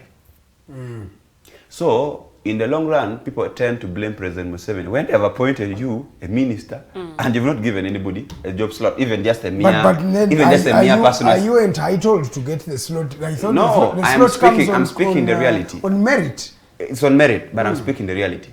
That when you have someone from Western Uganda, you would find that that person has employed a lot of people from their side. Yeah. That is the truth. Me, I'm not down trying to sugarcoat. No, that is the truth. When they appoint you in a position, they expect you to get you other people to fit in. That's why you see appointments from Uganda. Why would you think they were appointed like that? The regional balance, but it does not mean that if I bring you, that means you bring yourself. I was you bring your whole family. 9 months ago, when the Bank of Uganda governor passed on, so may his soul rest in peace. Even up today, we don't have a governor. Just for clarity, when he passed on, the people of his region, Kabale, the Bachiga, said that is the Kigezi region. That is our position. That is wrong. What I was trying to say. That is what they were actually saying. And then when the speaker passed on, they said we still want to come back to our position. What I was trying to say is this, that it's a wrong sentiment that way. My point is this. My point is not how someone is appointed. My point is there is a reality on regional balance. And there's a deeper reality when you're appointed. How you're appointed is not my business. But when you are there, they expect you to do a certain thing. Okay. That is exactly what I'm trying to say. I'm not saying it's a demand that the speaker must be from Acholi. It's a demand that Western Uganda must have. But that is what has been happening. That is what because has been happening the vice president has always been in Uganda. So this time round, I mean, things changed. From the east. Yeah. Now everybody was surprised. But of course, you see, there are these arguments that the Catholic Church must have the vice president. Those things. You see, unless you have the facts right in terms of evidence that there could be gentleman understandings, okay, between these institutions, be religious and all that. You do not know. But you've also seen in the previous election how government was very tough on the Catholic Church. How the Catholic Church was also very tough on government, these issues of human rights abuses. But these are things that play in the media. Now, before you read that comment, Edgar, let me first finish this one. Mr. Tiyahabwe's comment. He continues to say, we will always sing these songs of dialogue, and nothing will ever be realized on the ground. It has to take a concerted effort and collected actualization of the barriers and deal with them head on. We have dialogues day and night, but they stay in the boardrooms where they happen. Until when shall we use the same approach and expect different results? You are doing the same thing I think that is over and over exactly again. What we're trying to do. The approach we are taking, just like, let me try to touch it back a bit. I have already started that initiative. I came all the way from Gulu. From my comfort, I would have stayed there. I came and met the youth leader of Uganda, Becca. I met him yesterday and we had a discussion. And I told him my mind, I said, you know what? I know you have grown up with a number of things that you've known about the Acholi people. And you want perhaps to discuss it with someone. And you've never gotten that platform. You might grow up, get gray hair and die without telling that and pass it to your children. But I want us to stop that at this generation. I want you to come with those same things that you have. And sit with us as young people of Acholi, and we discuss those same things and see. And of course, these are a range of issues. It can be in the politics. Okay? You remember in the political space when there are things that I have not seen on record, on audio or video or even written somewhere, but I think you've heard it, where they say Obote said a good Muganda is a dead one. You heard those sentiments. Yeah. Now those are sentiments that we need to correct. Was it really said? Is there evidence? Now those are things that we have been growing with, and we need to work on them. I had one Muganda calling Obote. He was saying Kawenkene Obote, and he was thinking this is actually the name of Obote. He never knew that it was something that was dubbed. So I will tell you this: it is not that it is only General Tumine who has passed on and is having an issue. This issue is on everyone. I will tell you, when certain members of the public die and you see the country celebrating, you just don't think it is one-sided. It's a whole country. Uganda, I would actually say and agree with Bobby Wine when he says Uganda is on a time bomb. It is actually a real time bomb. Because Uganda is at the brink of going into something worse than what Rwanda saw. It's called anarchy, yes. We can't. By the way, something worse than the genocide of Rwanda could happen in Uganda. When you see these sentiments, when you see the anger, and of course I was trying to read the article the president wrote, and he said he was trying to respond to the tweets of people who are abusing Tumine and the family. I'll tell you, that doesn't solve. So what impact has it had? If I may ask President Museveni, what impact has it had? Nothing. President Museveni needs to know where Uganda has reached. A lot has changed from the time he came in. And he needs to fix things right before he goes to retirement. When he has the energy, when he has the power. The power is most importantly, when he has the power. So if he allows himself to go into retirement or to get into a situation where he cannot really handle affairs, it would be so bad. Okay, I want to pick I wouldn't think President Museveni wants a Uganda to go back to the state where he found it. Tony, I want to pick your mind on the question that this lady brought up, and we also want to talk about the economic problems we have in just these few minutes we are remaining with. Susan Nakabugo says, what's your view on federal system of governance as the way to develop the North? How local and regional policy making? And she also adds on, that is to say policies should be made according to regional needs, stopping absurdity of having the HQ for office of Karamoja being based in Kampala, the headquarters for office of Karamoja being based in Kampala. What's your view on the federal system? Can it work here? The federal system has been a discussion that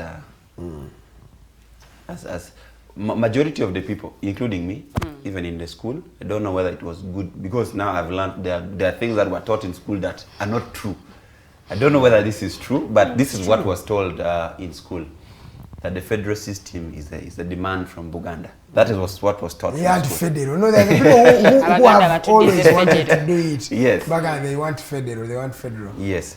But you see, all these systems of governance, there's a gentleman who wrote... It is what is working in Kenya, by the way. Yes, there's a gentleman who wrote the issue of the federal system of governance, even in America. Even in the United States. What the system of governance. I think where the fear is, this system would work best. But where the fear is, the political leaders think that you take power. Because a governor is a very powerful person in Kenya. Very powerful person. A senator is a very powerful person. And I think our political leadership feels it will remove power. You see, the person who has all the powers in this country is President Museveni. Yes. He has the powers to remove anyone, to appoint a judge, to appoint a chief judge, to disappoint a chief judge. Nowadays, he has the power to appoint a speaker, because it is through their caucus that.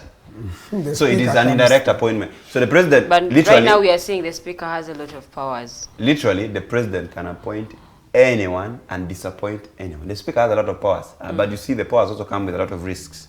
You saw the speaker crying for her life. Yeah? Up to now, if a whole speaker is crying for her life, how about you? For you, you are here picked and bundled, not so in a very short space of time.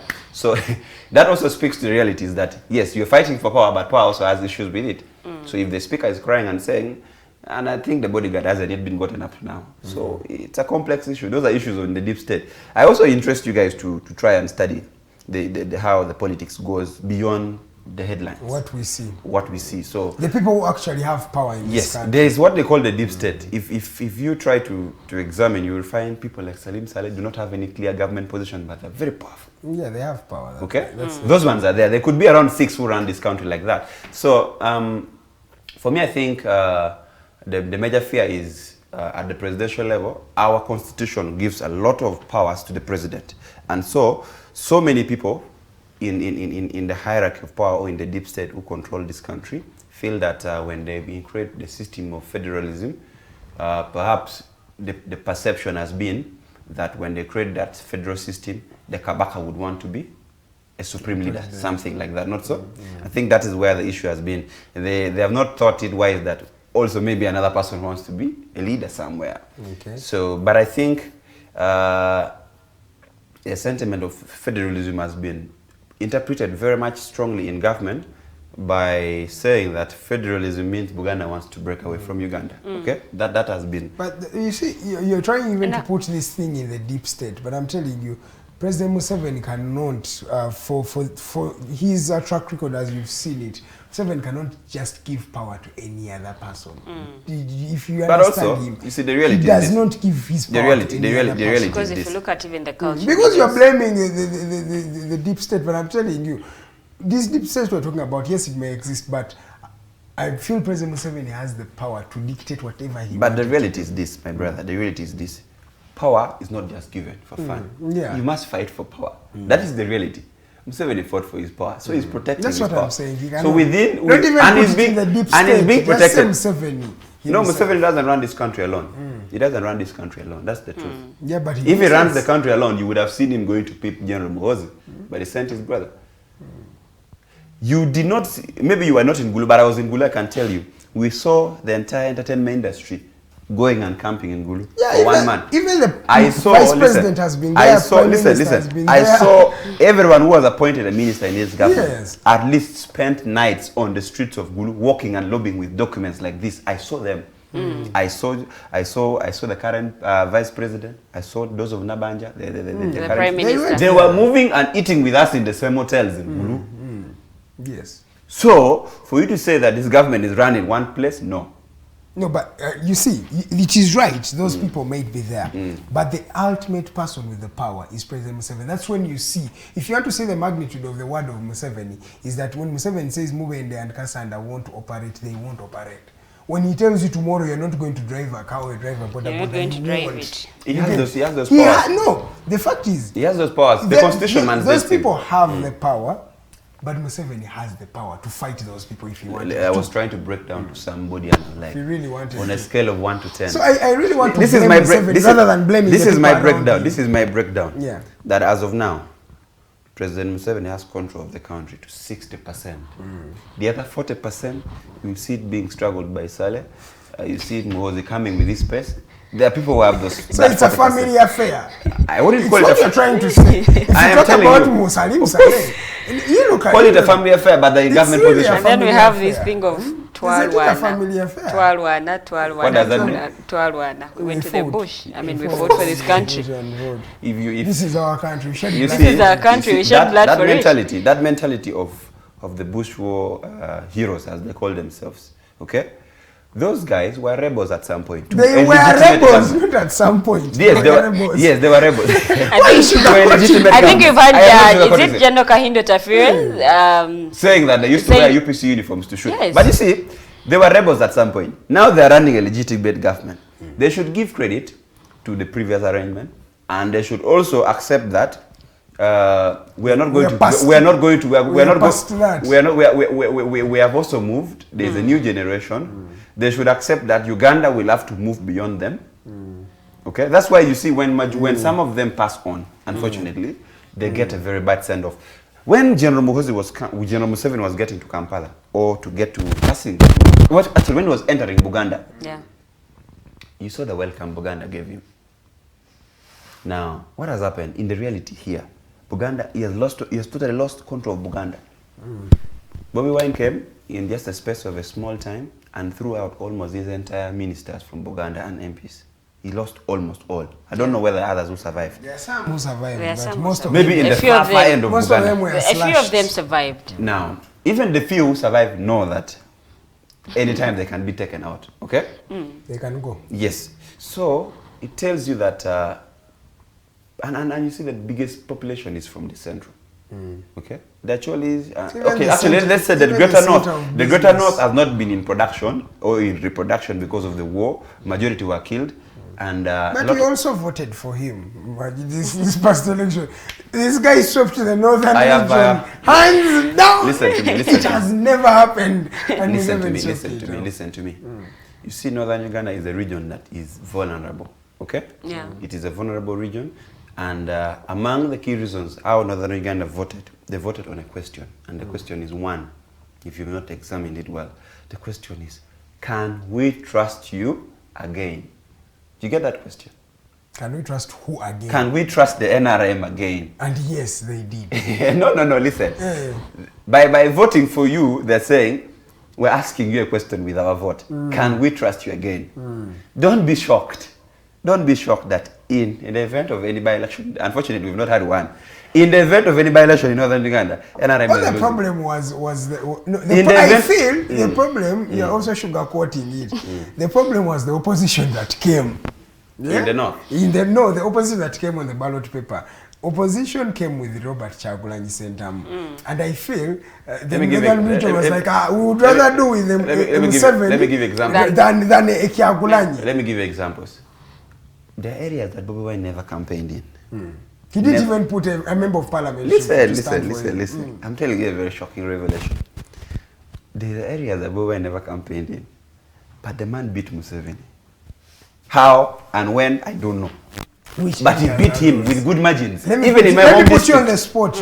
In my home district. Let me tell you.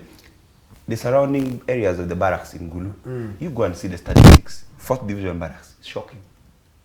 I'll fact check you. Because I'm telling you this fact. No, I am not saying. You see, I don't know if it was Saleh intervention being in. I am giving this on a scale of 1 to 10. That there are areas. Of course, you see, I will tell you this for a fact that at least I was in Northern Uganda and I never felt vote rigging at presidential level and parliamentary level. Okay. Apparently, Museveni swept it clean and clean. Clean and clean, but that was where he won. Where President Museveni won was in the outskirts of town, but in the centers, in the towns of Gulu, Bobi Wine won elections in most of the polling stations.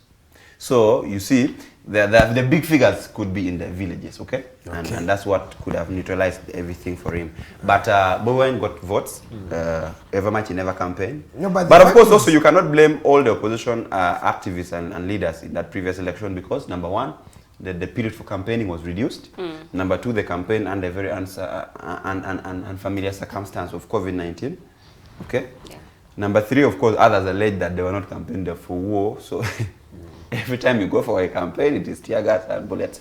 So, but of course, beyond that, the country needs to heal and the country needs to move forward and accept that things that were done wrong must be corrected and corrected now. Because all these things keep piling up. When we have resources like oil and because of human rights cases, okay, I don't think Uganda is at the brink of the worst environmental abuse. No, that's not true. It could be the impact of the previous elections that has been going on. You've seen how the EU has been conducting itself. Yeah. We've lost funding from DGF. When government was now trying to get DGF back, DGF had taken a stand and said we're not coming back because at some point government threw them out. Then government went to plead with them. Then they refused. So all these things play out and it means when you feel the impact of the price hikes and all that, I don't think it's just because of the Ukraine war. What do we get from Ukraine? What do we get from Russia? You get wheat that makes you chapati. No, we could survive without chapati. Okay? So what I think is you're having issues with Uganda you should also comment about that. That is not true. Uganda is blaming the war in Ukraine and Russia as a way because other people are also blaming. Okay? Because other people are also blaming. Because but it's the a truth good is excuse this. The truth is this. Our public relations, our diplomacy with the key funders of our state has gotten down. And this has been because, you remember, this young gentleman, Robert Chagulanyi, is a person you cannot underscore. He went and met the EU Parliament and gave his presentation. Before we realized, boom, there's a sanction. There are sanctions that have been coming in for government officials. A number of, his lawyer, Nicholas Opiu, you see, he was doing a lot of presentations out and abroad, and we saw people being sanctioned here and there. And we are apparently told that he's out of the country because he's fearing for his life. People who he had gotten them sanctioned wanted to kill him. But of course, you see, I'll tell you for a fact that Uganda's public relations, the diplomats that they send out, President Museveni has not been sending focused diplomats. He has been sending political failures as as a way of Yeah, but appreciation. he does not So when you send a political intention of failure, people. a person who is of a diplomat credential must have clear papers. Maybe perhaps the professionalism in international relations, diplomacy courses, governance. You cannot send a political failure. Because they didn't get You would the have rather votes. reduced the political failure to positions of RDCs. Mr. Olanya, you've come to the end of this discussion. May you just give us your parting shots? Maybe for me, I would think I still strongly appreciate the fact that we've had a good followership online, and I think these discussions should go on. For me, I want to appreciate the fact that the rule of law in this country needs to be practical in its aspect, because we have very good policies on paper for the youth and for every other sector. That is very good on paper and very bad on implementation. Just like we've all seen. For me, I strongly political will. We don't have the political will. Of course, that is true. We don't have a good political will to see that we have issues like transition discussed about. So when they're trying to ridicule people like Norbert Mao, for us, I have no problem, because I stand with Mao being duped. I don't know whether Mao has been duped, but Mao was duped by the president. Mao contends Can you imagine the president is saying something? He's just saying, no, I don't. It's okay. Just like you see, the apparent war between Mao and Museveni is like that friction between Muhoozi and the father. The father says, "I'm blocking you from Twitter." He says, "No one can block me." I'm a big man. So let's watch and see. By the way, let me tell you. Yeah. I told people lastly, from my predictions, transition will take place in Uganda between 2022 and 2023. If you don't shape yourself as a leader, as a brand, between these 2 years, you wake up one day and find the whole country is in different angles. Okay. That is my Thank you so much, Mr. Olanya Olenge Tonny, and he is an engineer right here trying to talk about the state of the country today. Ladies and gentlemen, we'll come to the end of this particular discussion for today. Thank you so much for tuning in from the time you tuned in at 7 a.m. up to now. Lini Anduwede, what should we expect from you?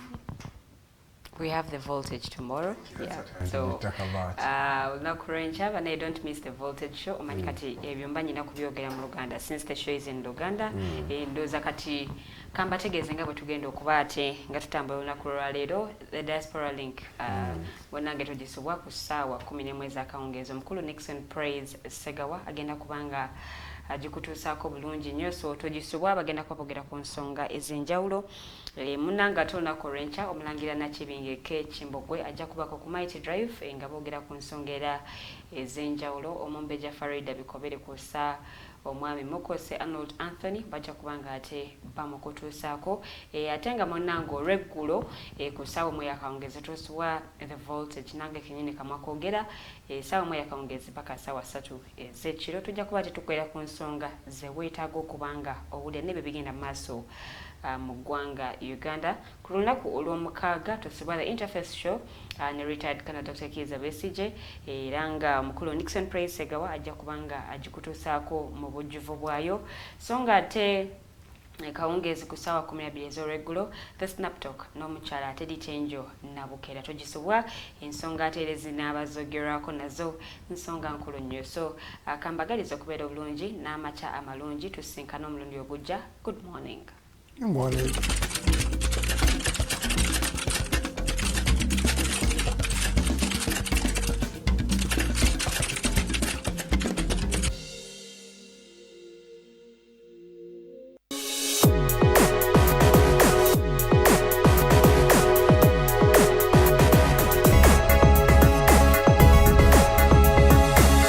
The Alternative Digitalk. Real issues, real talk.